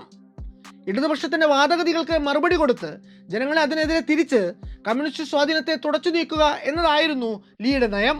അല്ലാതെ കമ്മ്യൂണിസ്റ്റുകാരെ കഴിവേറ്റിക്കൊണ്ട് കമ്മ്യൂണിസം ഇല്ലാതാക്കുക എന്നതല്ലായിരുന്നു അദ്ദേഹത്തിന്റെ ശൈലി. ഈ രീതിയെ ശുദ്ധ ബോഷ്ക് എന്ന ടുങ്കു കണ്ടപ്പോൾ ലീക്ക് അത് തന്റെ ആദർശത്തിന്റെ ഭാഗം തന്നെയായിരുന്നു. അതിൽ ഒരു വിട്ടുവീഴ്ചയ്ക്കും അദ്ദേഹം തയ്യാറുമല്ലായിരുന്നു. സിംഗപ്പൂരിനും മലയ്ക്കുമിടയിൽ അന്നുണ്ടായിരുന്ന നയതന്ത്രപരവും സാമ്പത്തികവുമായിട്ടുള്ള പ്രശ്നങ്ങൾ ഒരുപക്ഷെ ചർച്ചകളിലൂടെ പരിഹരിക്കപ്പെട്ടേനെ. എന്നാൽ അവർക്കിടയിലെ ഐഡിയോളജിക്കൽ ഡിഫറൻസുകൾക്ക് ഒരു പരിഹാരവും ഉണ്ടായിരുന്നില്ല. ഉദാഹരണത്തിന് ലീയുടെ പാർട്ടി മുന്നോട്ട് വച്ചിരുന്നത് മലേഷ്യ എന്ന വിശാല സങ്കല്പമാണ്. എല്ലാ പൗരന്മാർക്കും ജാതി മത വംശഭേദമന്യേ ഒരുപോലെ അവകാശങ്ങളുള്ള ഒരു രാഷ്ട്രം. മൾട്ടി റേഷ്യൽ മെറിറ്റോക്രസിയിൽ അധിഷ്ഠിതമായിട്ടുള്ള ഒരു സങ്കല്പമാണത്. എന്നാൽ ഇത് മലേഷ്യൻ ഭരണപക്ഷമായ UNMOയുടെ മലൈ സുപ്രമസിസ്റ്റ് ആശയധാരയ്ക്ക് നേർ വിപരീതമായിരുന്നു. ഇവർക്കിടയിലെ ആശയപരമായിട്ടുള്ള ഭിന്നിപ്പുകൾ ദിനം പ്രതി വർദ്ധിച്ചു വന്നു. ഒടുവിൽ ദിവസങ്ങൾക്കുള്ളിൽ തന്നെ ആ പ്രതിസന്ധി ഘട്ടവും വന്നെത്തി. സിംഗപ്പൂരിലെ പടാങ്ങിൽ ഏതാണ്ട് 20,000-ഓളം വരുന്ന മലൈ മുസ്ലിങ്ങൾ പ്രവാചകന്റെ ജന്മദിനമായിട്ടുള്ള മൗലീദ് ആഘോഷിക്കാൻ വേണ്ടി ഒരു റാലി നടത്തുന്നു. ഈ റാലി കെംപോങ് സൂപ്പുവിലൂടെ കടന്നു പോകവേ അതിന് നേരെ പെട്ടെന്ന് ഒരു ഗ്ലാസ് ബോട്ടിൽ പറന്നു വരുന്നു. കുപ്പി ആരെറിഞ്ഞു, എവിടെ നിന്ന് വന്നു എന്നൊന്നും അന്ന് കൃത്യമായിട്ട് മനസ്സിലായില്ല എങ്കിലും ആ പ്രവൃത്തിയുടെ പ്രത്യാഘാതങ്ങൾ വളരെ വലുതായിരുന്നു. പ്രദേശത്തെ മലൈ ചൈനീസ് വിഭാഗങ്ങൾക്കിടയിൽ സംഘർഷമുണ്ടാകുന്നു. കുപ്പികൾ പിന്നെയും പല ഭാഗത്തു നിന്ന് തുടർച്ചയായിട്ട് പ്രവഹിച്ചു കൊണ്ടിരുന്നു. അക്രമം കാട്ടുതീ പോലെ പടർന്നു പിടിക്കുന്നു. ദ്വീപിൽ കർഫ്യൂ പ്രഖ്യാപിക്കപ്പെടുന്നു. സിംഗപ്പൂർ ഒരു വംശീയ കലാപത്തിലേക്ക് വഴുതി വീഴുന്നു. പിന്നാലെ പോലീസും പട്ടാളവും ക്രമസമാധാന പാലനത്തിനു വേണ്ടി ഡിപ്ലോയ് ചെയ്യപ്പെടുന്നു. സൈനിക ഇടപെടലിൽ ലഹള തൽക്കാലത്തേക്ക് ഒന്നടങ്ങിയെങ്കിലും അത് അവസാനത്തേതായിരുന്നില്ല. ഈ രണ്ട് പക്ഷങ്ങൾക്കിടയിലെ അക്രമങ്ങൾ പതിവായതോടെ ഇരുകൂട്ടർക്കുമിടയിലെ പരസ്പര വിശ്വാസം നഷ്ടപ്പെടുന്നു. അതുപോലെ മലേഷ്യൻ ഫെഡറേഷനിൽ ഒരു രാഷ്ട്രീയ കിടമത്സരം ഒരിക്കലും ഉണ്ടാവില്ല എന്നൊരു അലിഖിത നിയമം ഇരുപക്ഷത്തിനും ഇടയിൽ ഉണ്ടായിരുന്നു. അത് തെറ്റിച്ചുകൊണ്ട് UNMA സിംഗപ്പൂർ ലെജിസ്ലേറ്റീവ് ഇലക്ഷനിൽ തങ്ങളുടെ സ്ഥാനാർത്ഥികളെ നിർത്തുന്നു. അടിക്ക് തിരിച്ചടി എന്ന മട്ടിൽ PAPയും മലേഷ്യൻ തെരഞ്ഞെടുപ്പിൽ തങ്ങളുടെ സ്ഥാനാർത്ഥികളെ നിർത്തുന്നതായിട്ട് പ്രഖ്യാപിക്കുന്നു. ഒരുമിച്ച് ഒറ്റക്കെട്ടായി ഒരു ഫെഡറേഷനെ നയിക്കാം എന്ന ധാരണയോടെ തുടങ്ങുന്ന രണ്ട് രാഷ്ട്രീയ കക്ഷികൾ ഒടുവിൽ അതേ ഐക്യ ഫെഡറേഷനുള്ളിൽ ബദ്ധവൈരികളായിട്ട് തമ്മിൽ പട്ടാപ്പകൽ രാഷ്ട്രീയ പോര് തുടങ്ങുന്നു. ഇത്രയും ആയതോടെ ബാക്കിയാകുന്ന ചോദ്യം കഷ്ടപ്പെട്ട് തുന്നിക്കൂട്ടി നിർത്തിയ ആ ഫെഡറേഷൻ വീഴുമോ എന്നതല്ലായിരുന്നു, എപ്പോൾ വീഴും എന്നത് മാത്രമായിരുന്നു. ഒടുവിൽ ആ ചരിത്ര സന്ധിയും കടന്നു വരുന്നു. വീണ്ടും ഒരു ഓഗസ്റ്റ് മാസം. കാര്യങ്ങൾ കലങ്ങി മറിഞ്ഞ് ദിവസങ്ങൾക്കകം മലേഷ്യൻ പാർലമെന്റ് 3 സെപ്പറേഷൻ ബില്ലുകൾ പാസാക്കുന്നു. ലീയെ സംബന്ധിച്ചിടത്തോളം അത് മലേഷ്യൻ ഫെഡറേഷൻ എന്ന തന്റെ സങ്കല്പത്തിന്റെ ശവപ്പെട്ടിയിൽ തറച്ച അവസാനത്തെ ആണിയായിരുന്നു. അദ്ദേഹം അന്ന് ഈ 3 ബില്ലുകളെ മലേഷ്യയുടെ മുസ്ലിം ട്രഡീഷനെ കുത്തിക്കൊണ്ട് കളിയാക്കി വിളിച്ച പേര് ട്രിപ്പിൾ തലാഖ് എന്നാണ്. ഒരു തവണ തലാഖ് ചൊല്ലിയാൽ പിന്നെയും വിവാഹത്തെ രക്ഷിക്കാൻ വകുപ്പുണ്ട്. 3 വട്ടം ചൊല്ലിയാൽ അതോടെ വിവാഹമോചനത്തിന്റെ കാര്യത്തിൽ ഒരു തീരുമാനമാകും. പിന്നെ അതിലേക്ക് ഒരു തിരിച്ചുപോക്ക് സാധ്യമാവില്ല. ഒരു അനുരഞ്ജനത്തിനും വകുപ്പില്ല. അതായിരുന്നു സിംഗപ്പൂർ ജനതയുടെ കണ്ണിൽ ഈ 3 ബില്ലുകൾ. മലേഷ്യയുമായിട്ടുള്ള സിംഗപ്പൂരിന്റെ അനുനയത്തിനേറ്റ നിയമപരവും രാഷ്ട്രീയവും വൈകാരികവുമായിട്ടുള്ള 3 അടികൾ. അവർക്കിടയിൽ അന്നോളം ഉണ്ടായിരുന്ന സകല ധാരണകളെയും തകിടം മറിക്കാൻ അവ ധാരാളമായിരുന്നു. ഈ ഘട്ടത്തിലാണ് നമ്മൾ എപ്പിസോഡിന്റെ തുടക്കത്തിൽ പറഞ്ഞ പോലെ 1965 ഓഗസ്റ്റ് 9 വീണ്ടും ഒരിക്കൽ കൂടി ലീ തന്റെ രാജ്യത്തെ പൗരന്മാരോട് സംസാരിക്കുന്നത്. അന്നും അദ്ദേഹത്തിന്റെ കണ്ണുകൾ കലങ്ങിയിരുന്നു, ആ കണ്ഠം ഇടറിയിരുന്നു. കലുഷിതമായ ഹൃദയത്തോടെ ലീ ജനങ്ങളോട് സംസാരിച്ചു. നമ്മുടേത് തീരെ ചെറിയ ഒരു രാജ്യമാകാം, അദ്ദേഹം തുടങ്ങി. എന്നാൽ ഈ ദ്വീപിന്റെ വിസ്തൃതി മാത്രമേ ചെറുതായിട്ടുള്ളൂ. ആത്മവിശ്വാസത്തിലും നിശ്ചയദാർഢ്യത്തിലും സിംഗപ്പൂർ ജനത ഈ ലോകത്ത് മറ്റൊരു രാജ്യത്തിനും പിന്നിലല്ല. അങ്ങനെയാകാൻ ഞാൻ അനുവദിക്കുകയുമില്ല. ആ ഓഗസ്റ്റ് 9 തന്നെ സിംഗപ്പൂർ എന്ന രാജ്യം നിലവിൽ വരികയും ചെയ്തു. ആഴ്ചകൾക്കുള്ളിൽ സെപ്റ്റംബറിൽ ലീ കുവാൻ യു ഒരിക്കൽ കൂടി തന്റെ നാട്ടുകാർക്ക് മുന്നിൽ എത്തുന്നുണ്ട്. മലേഷ്യൻ വഞ്ചനയുടെ മനോവിഷമം അടങ്ങിയിരുന്നില്ല എങ്കിലും അദ്ദേഹത്തിന്റെ കണ്ണ് അങ്ങ് ചക്രവാള സീമകളിലായിരുന്നു. തികഞ്ഞ ആശയകൃത്യതയോടെ, ആത്മവിശ്വാസത്തോടെ, അഭിമാനത്തോടെ അദ്ദേഹം തന്റെ പ്രസംഗം ആരംഭിച്ചു. They thought we were oranges. അദ്ദേഹം പറഞ്ഞു തുടങ്ങി. നമ്മൾ വെറും ഓറഞ്ചുകളാണ് എന്നാണ് അവരുടെ വിചാരം. നമ്മളെ പിഴിഞ്ഞ് ചാറെടുത്ത് ഒന്നിനും കൊള്ളാത്ത തോൽ മാത്രമാക്കി വലിച്ചെറിയാം എന്ന് അവർ കരുതി. എന്നാൽ അവർക്ക് തെറ്റി. We are not oranges, we are durians. ഈ ഡ്യൂറിയൻ എന്ന് പറയുന്നത് മുള്ളുകളുള്ള, ഉള്ളിൽ വലിയ ചുളകളുള്ള ഒരുതരം ചക്കപ്പഴമാണ്. പഴങ്ങളുടെ രാജാവ് എന്നാണ് ഇത് അറിയപ്പെടുന്നത്. ലീ തുടർന്ന് പറയുന്നത് ഇങ്ങനെയാണ്: ഡ്യൂറിയൻ പഴത്തെ നിങ്ങളൊന്ന് ഞെരിച്ചു നോക്കൂ. അതങ്ങനെ എളുപ്പത്തിൽ ചതയുന്ന പഴമല്ല. അമർത്തി ജരിക്കുന്നവന്റെ ഉള്ളം കൈ പൊട്ടി ചോര വരും. അതിനുള്ളിലുള്ളത് ഒറ്റ കാഴ്ചയിൽ വിചിത്രമാണ് എന്ന് തോന്നാം. അതിന്റെ ഗന്ധം പോലും പലരെയും ചിലപ്പോൾ അസ്വസ്ഥമാക്കാം. എന്നാൽ അത് ഏറെ പോഷക സമൃദ്ധമാണ്, രുചികരമാണ്, അതിൽ നിറച്ചും ശക്തിയാണ്. നമ്മൾ സിംഗപ്പൂരുകാർ ഡ്യൂറിയൻ പഴങ്ങളെ പോലെയാണ്. കാഴ്ചയിൽ നമ്മൾ ചെറുതായിരിക്കാം, പുറത്തുനിന്ന് നോക്കുമ്പോൾ ഭംഗിയും ചിലപ്പോൾ കാണണമെന്നില്ല. എന്നാൽ നമ്മുടെ ഉള്ളിലുള്ളത് ശക്തിയുടെ രഹസ്യമാണ്. ലീ കുവാൻ യു എന്ന ദീർഘവീക്ഷണമുള്ള ജനനേതാവ് താനന്ന് പറഞ്ഞു വെച്ച ഓരോ വാക്കിനെയും അന്വർത്ഥമാക്കുന്ന വിധത്തിലുള്ള പണിയാണ് സ്വാതന്ത്ര്യത്തിന് ശേഷമുള്ള വർഷങ്ങളിൽ സിംഗപ്പൂർ എന്ന ദ്വീപരാഷ്ട്രത്തിനു വേണ്ടി എടുത്തിട്ടുള്ളത്. ആ ബേബി റിപ്പബ്ലിക് പിച്ചുവെച്ചു തുടങ്ങിയ കാലത്ത് ലീ രാഷ്ട്ര നിർമ്മാണത്തിനു വേണ്ടി നട്ട ഓരോ തൈകളും ഇന്ന് വളർന്നു വലുതായി പൂത്ത് കാഴ്ച നിൽക്കുകയാണ്. ഒരു അടിയന്തര ഘട്ടത്തിൽ അദ്ദേഹം തുടക്കമിട്ട ഹൗസിംഗ് ഡെവലപ്മെന്റ് ബോർഡ് പിന്നീട് വലിയൊരു പ്രസ്ഥാനമായി മാറി. വലിയ തോതിലുള്ള സ്കെയിലിംഗ് അപ്പ് അതിന് പിന്നീടുണ്ടായി. 5 വർഷത്തിനുള്ളിൽ സിംഗപ്പൂരിലെ സകല ചേരികളും നിർമ്മാർജ്ജനം ചെയ്യപ്പെട്ടു. അവിടെ പരിതാപകരമായ അവസ്ഥയിൽ പുലർന്നിരുന്ന സകല ദരിദ്രർക്കും സർക്കാർ വക അടച്ചുറപ്പുള്ള നല്ല അപ്പാർട്ട്മെന്റുകൾ ലഭ്യമാക്കപ്പെട്ടു. ആളുകളെ സൗകര്യമില്ലാത്ത ഒറ്റമുറി വീടുകളിലേക്ക് തള്ളി അവരെ കോളനി വൽക്കരിക്കുകയല്ല അദ്ദേഹം ചെയ്തത്. മറിച്ച് ആത്മാഭിമാനത്തോടു കൂടി തൊഴിലെടുത്ത് പുലരാൻ പറ്റുന്ന വിധത്തിൽ സ്കൂളുകളും മാർക്കറ്റുകളും ആശുപത്രികളും പാർക്കുകളും വിനോദോപാധികളും ഒക്കെയുള്ള സുസംഘടിതമായ ആവാസ വ്യവസ്ഥകൾ തന്നെയാണ് സിംഗപ്പൂരിൽ സൃഷ്ടിക്കപ്പെട്ടത്. അതുപോലെ ഈ ഹൗസിംഗ് പ്രൊജക്റ്റുകൾ ജാതിയുടെയും മതത്തിന്റെയും വംശത്തിന്റെയും ഒക്കെ പേരിൽ ജനം പോളറൈസ് ചെയ്യപ്പെടുന്നത്, ധ്രുവീകരിക്കപ്പെടുന്നത് തടയുക എന്നൊരു ലക്ഷ്യം കൂടി എംബഡ് ചെയ്തിട്ടാണ് നടപ്പിൽ വരുത്തിയിട്ടുള്ളത്. എല്ലാ ഹൗസിംഗ് എസ്റ്റേറ്റുകളും നിർബന്ധമായും റേഷ്യലി മിക്സ്ഡ് ആണ് സിംഗപ്പൂരിൽ. മൾട്ടി കൾച്ചറലിസം എന്നത് അവരുടെ ആസ്പിറേഷൻ മാത്രമല്ല, അതവർ ഓരോ നൈബർഹുഡിലും ദീർഘവീക്ഷണത്തോടു കൂടി എഞ്ചിനീയർ ചെയ്ത് ചേർത്തിട്ടുള്ള ഒരു എലിമെന്റ് കൂടിയാണ്. അതുകൊണ്ട് തന്നെ അവിടെ നമുക്കൊരു മുസ്ലിം നൈബർഹുഡോ ഒരു ചൈനീസ് നൈബർഹുഡോ അല്ലെങ്കിൽ ഒരു തമിഴ് സെറ്റിൽമെന്റോ ഒന്നും ഡോമിനന്റ് ആയിട്ട് കാണാൻ സാധിക്കില്ല. പൊതു സംവിധാനങ്ങൾ സിംഗപ്പൂരിനോളം ആധുനികവൽക്കരിക്കപ്പെട്ട നാടുകൾ വികസിത രാജ്യങ്ങളിൽ പോലും അധികം ഉണ്ടാവില്ല. ആ കുഞ്ഞു ദ്വീപിൽ അങ്ങോളം ഇങ്ങോളം ശുദ്ധജലം ഇടതടവില്ലാതെ കിട്ടാൻ വേണ്ടത് അദ്ദേഹം ചെയ്തു.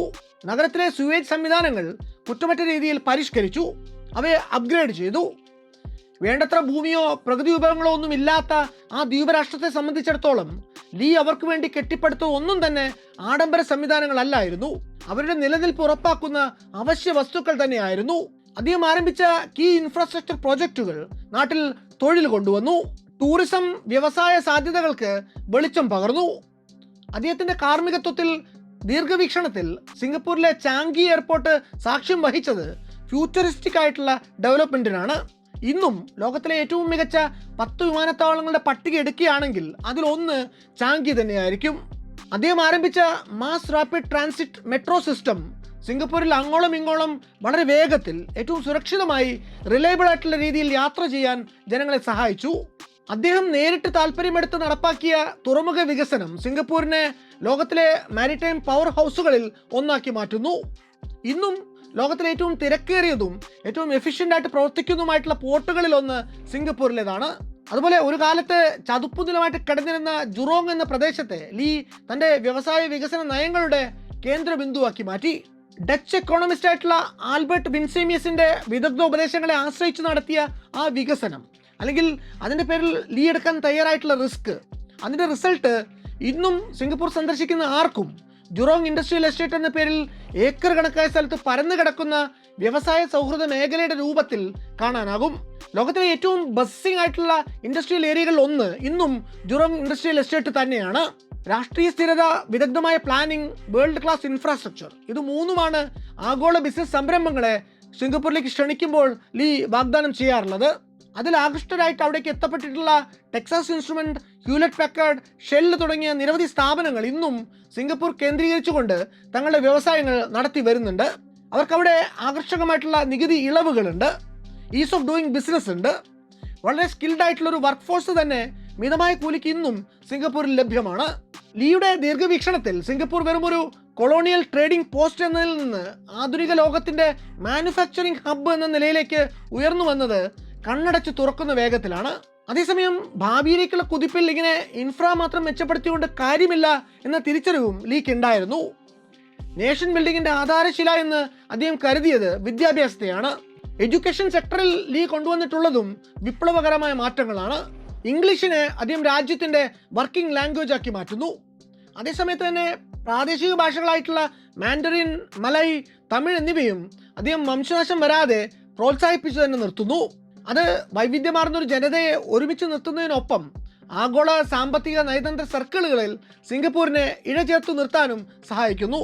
സാങ്കേതിക വിദ്യാഭ്യാസ രംഗത്തും സവിശേഷമായ ശ്രദ്ധ പതിപ്പിക്കുന്ന അദ്ദേഹം ചുരുങ്ങിയ സമയം കൊണ്ട് തന്നെ രാജ്യത്തിന്റെ പോളിടെക്നിക്കുകളെ ലോക നിലവാരത്തിലേക്ക് ഉയർത്തിയെടുക്കുന്നു.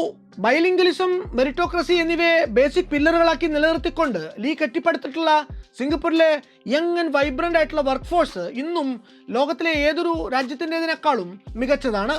ഈ വികസന പ്രവർത്തനങ്ങൾക്കൊക്കെയും കരുത്തു പാർന്നിട്ടുള്ളത് ലീ വിശ്വസിച്ച് കൂടെ നിർത്തിയ അദ്ദേഹത്തിന്റെ സഹപ്രവർത്തകരായിട്ടുള്ള ധനമന്ത്രി, വിദ്യാഭ്യാസ മന്ത്രി, സാമ്പത്തിക ഉപദേഷ്ടാവ് എന്നിവരായിരുന്നു. ലീ സവിശേഷ താല്പര്യത്തോടെ നന്നാക്കിയെടുത്ത അടുത്ത മേഖല രാജ്യത്തിന്റെ ലോ ആൻഡ് ഓർഡർ ആയിരുന്നു. നാട്ടിലെ ഉദ്യോഗസ്ഥർക്കൊക്കെയും മികച്ച രീതിയിൽ ശമ്പളം നൽകി നിലനിർത്തുന്ന അദ്ദേഹം എവിടെ അഴിമതി നടന്നാലും കറക്റ്റ് പ്രാക്ടീസസ് ഇൻവെസ്റ്റിഗേഷൻ ബ്യൂറോ എന്ന നിരീക്ഷണ സംവിധാനത്തിലൂടെ കണ്ടെത്തി ആ ഉദ്യോഗസ്ഥനെ കാലതാമസം കൂടാതെ തന്നെ സർവീസിൽ നിന്ന് നീക്കി ജയിലിൽ അടച്ച് മാതൃകാപരമായി ശിക്ഷിക്കുമായിരുന്നു. ഇങ്ങനെ കർക്കശവും സുതാര്യവുമായൊരു വിജിലൻസ് സംവിധാനം വന്നതോടെ നാട്ടിൽ നിന്ന് അഴിമതി പാടെ തുടച്ചു നീക്കപ്പെട്ടു. മറ്റേതൊരു രാജ്യത്തെക്കാളും സ്വതന്ത്രവും സുതാര്യവുമായിട്ടുള്ളൊരു ജുഡീഷ്യറിയാണ് സിംഗപ്പൂരിലുള്ളത്. അതുകൊണ്ട് തന്നെ അവിടെ വ്യവസായം നടത്താൻ എത്തുന്നവർക്ക് അവർ ഏർപ്പെടുന്ന കരാറുകൾ പാലിക്കപ്പെടുമെന്നും അവർ വഞ്ചിക്കപ്പെടില്ല എന്നും ഉറപ്പാണ്. കേന്ദ്രീകൃതമായൊരു സാമ്പത്തിക പ്ലാനിംഗ് സംവിധാനവും സിംഗപ്പൂരിലെ വികസന പദ്ധതികളുടെ ഉൾക്കരുത്താണ്. രാജ്യത്തിന്റെ റിസർവ് മണി മാനേജ് ചെയ്യുന്നതും ആഗോള വിപണിയിൽ നിക്ഷേപങ്ങൾ നടത്തുന്നതും ടെമാസെക് ഹോൾഡിംഗ്സ്, GIC എന്നിങ്ങനെ 2 സോവറിൻ വെൽത്ത് ഫണ്ടുകൾ വഴിയാണ്. തികച്ചും ഫലപ്രദമായിട്ട് പ്രവർത്തിക്കുന്ന ഈ ഇൻസ്റ്റിറ്റ്യൂഷനുകൾ ഫിനാൻഷ്യൽ മാനേജ്മെന്റിന്റെ കാര്യത്തിൽ ഒരു ബെഞ്ച് മാർക്ക് തന്നെയാണ് ലോകത്തിനു മുന്നിൽ വെച്ചിട്ടുള്ളത്. സിംഗപ്പൂരിൽ നാടിനോടുള്ള കടമയോളം ഊന്നൽ മറ്റൊന്നിനും ഉണ്ടെന്ന് തോന്നുന്നില്ല. അതുകൊണ്ടായിരിക്കണം 1967 മുതൽക്ക് ആരോഗ്യമുള്ള ഏതൊരു പൗരനും അവിടെ ഇത്ര കൊല്ലം സൈനിക സേവനം അനുഷ്ഠിച്ചിരിക്കണം എന്ന് നിർബന്ധമുണ്ട്. അത് അവരുടെ പ്രതിരോധത്തെ ശക്തിപ്പെടുത്തുക എന്ന ലക്ഷ്യത്തോടെ മാത്രം കൊണ്ടുവന്ന ഒരു നിയമമല്ല. രാജ്യത്തെ ജനങ്ങളിൽ സൈനിക പരിശീലനത്തിലൂടെ അച്ചടക്കവും ഐക്യവും ഊട്ടിയുറപ്പിക്കുക എന്നൊരു ലക്ഷ്യം കൂടി ഈ നിർബന്ധിത സൈനിക സേവന നയത്തിനുണ്ട്. ഇനി പറഞ്ഞു പോകാനുള്ളത് സിംഗപ്പൂരിൽ നടപ്പിലാക്കിയിട്ടുള്ള ചില സോഷ്യൽ ക്യാമ്പയിനുകളെ കുറിച്ച് കൂടിയാണ്. Speak Mandarin, stop at 2, the courtesy campaign തുടങ്ങി നിരവധി ലക്ഷ്യങ്ങളോടെ പല ക്യാമ്പയിനുകളും രാജ്യത്ത് ഫലപ്രദമായിട്ട് നടപ്പിലാക്കപ്പെട്ടിട്ടുണ്ട്. 70കൾക്കും 80കൾക്കും ശേഷം സിംഗപ്പൂരിലെ ബാങ്കിംഗ് സെക്ടറും കാര്യമായി അഭിവൃദ്ധി പ്രാപിച്ചിട്ടുണ്ട്. നികുതി കുറവാണ്, കർശനമായ റെഗുലേഷനുകളുണ്ട്, അഴിമതി ഓൾമോസ്റ്റ് സീറോ ആണ് എന്നിങ്ങനെ പല കാര്യങ്ങളും ക്യാപിറ്റൽ കൊമേഴ്സ് മേഖലയിലെ പ്ലേയേഴ്സിനെ സിംഗപ്പൂരിലേക്ക് ആകർഷിക്കുന്ന ഘടകങ്ങളിൽ ചിലതാണ്. ഇതിനു പുറമെ അമേരിക്ക, ചൈന എന്നീ രാജ്യങ്ങളുമായിട്ട് കാലാകാലങ്ങളായിട്ട് ഉണ്ടാക്കിയിട്ടുള്ള ഫ്രീ ട്രേഡ് എഗ്രിമെന്റുകളും രാജ്യത്തെ ഗ്ലോബൽ എക്കണോമിയിൽ കാര്യമായി മുന്നോട്ട് നയിച്ചിട്ടുള്ള ഘടകങ്ങളാണ്. ഇതൊക്കെ പക്ഷേ 70കളിലും 80കളിലും ഉണ്ടായിട്ടുള്ള മുന്നേറ്റങ്ങളാണ്. 90കളിൽ സിംഗപ്പൂർ സാക്ഷ്യം വഹിച്ചത് നോളജ് ബേസ്ഡ് ആയിട്ടുള്ള വിപ്ലവങ്ങൾക്കാണ്. ഒരു മാനുഫാക്ചറിങ് സെന്ററിൽ നിന്ന് നോളജ് ബേസ്ഡ് എക്കോണമി ആയി മാറുന്ന സിംഗപ്പൂരിനെയാണ് നമ്മൾ അവിടെ നിന്ന് അങ്ങോട്ട് കാണുന്നത്. ഫിനാൻസ്, ബയോടെക്നോളജി, ഇലക്ട്രോണിക്സ്, മറ്റ് R&D മേഖലകളിലെ നിരവധി സംരംഭങ്ങൾ ഇക്കാലത്ത് സിംഗപ്പൂരിൽ ആരംഭിക്കുന്നുണ്ട്.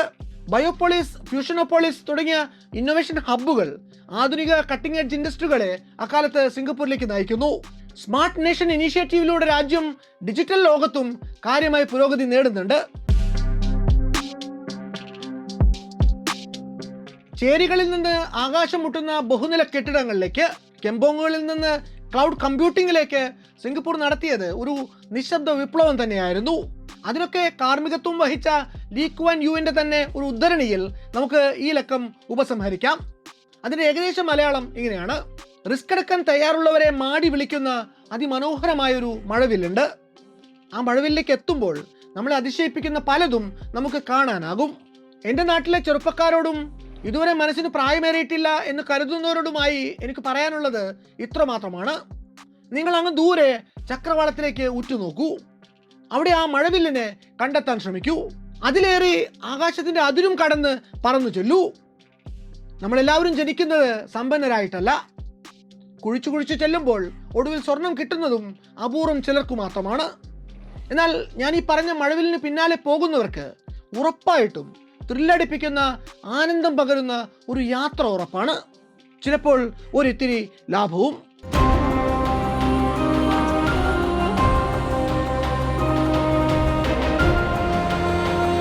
മറ്റു വല്ലാത്ത കഥയുമായി ഇനിയും വരാം.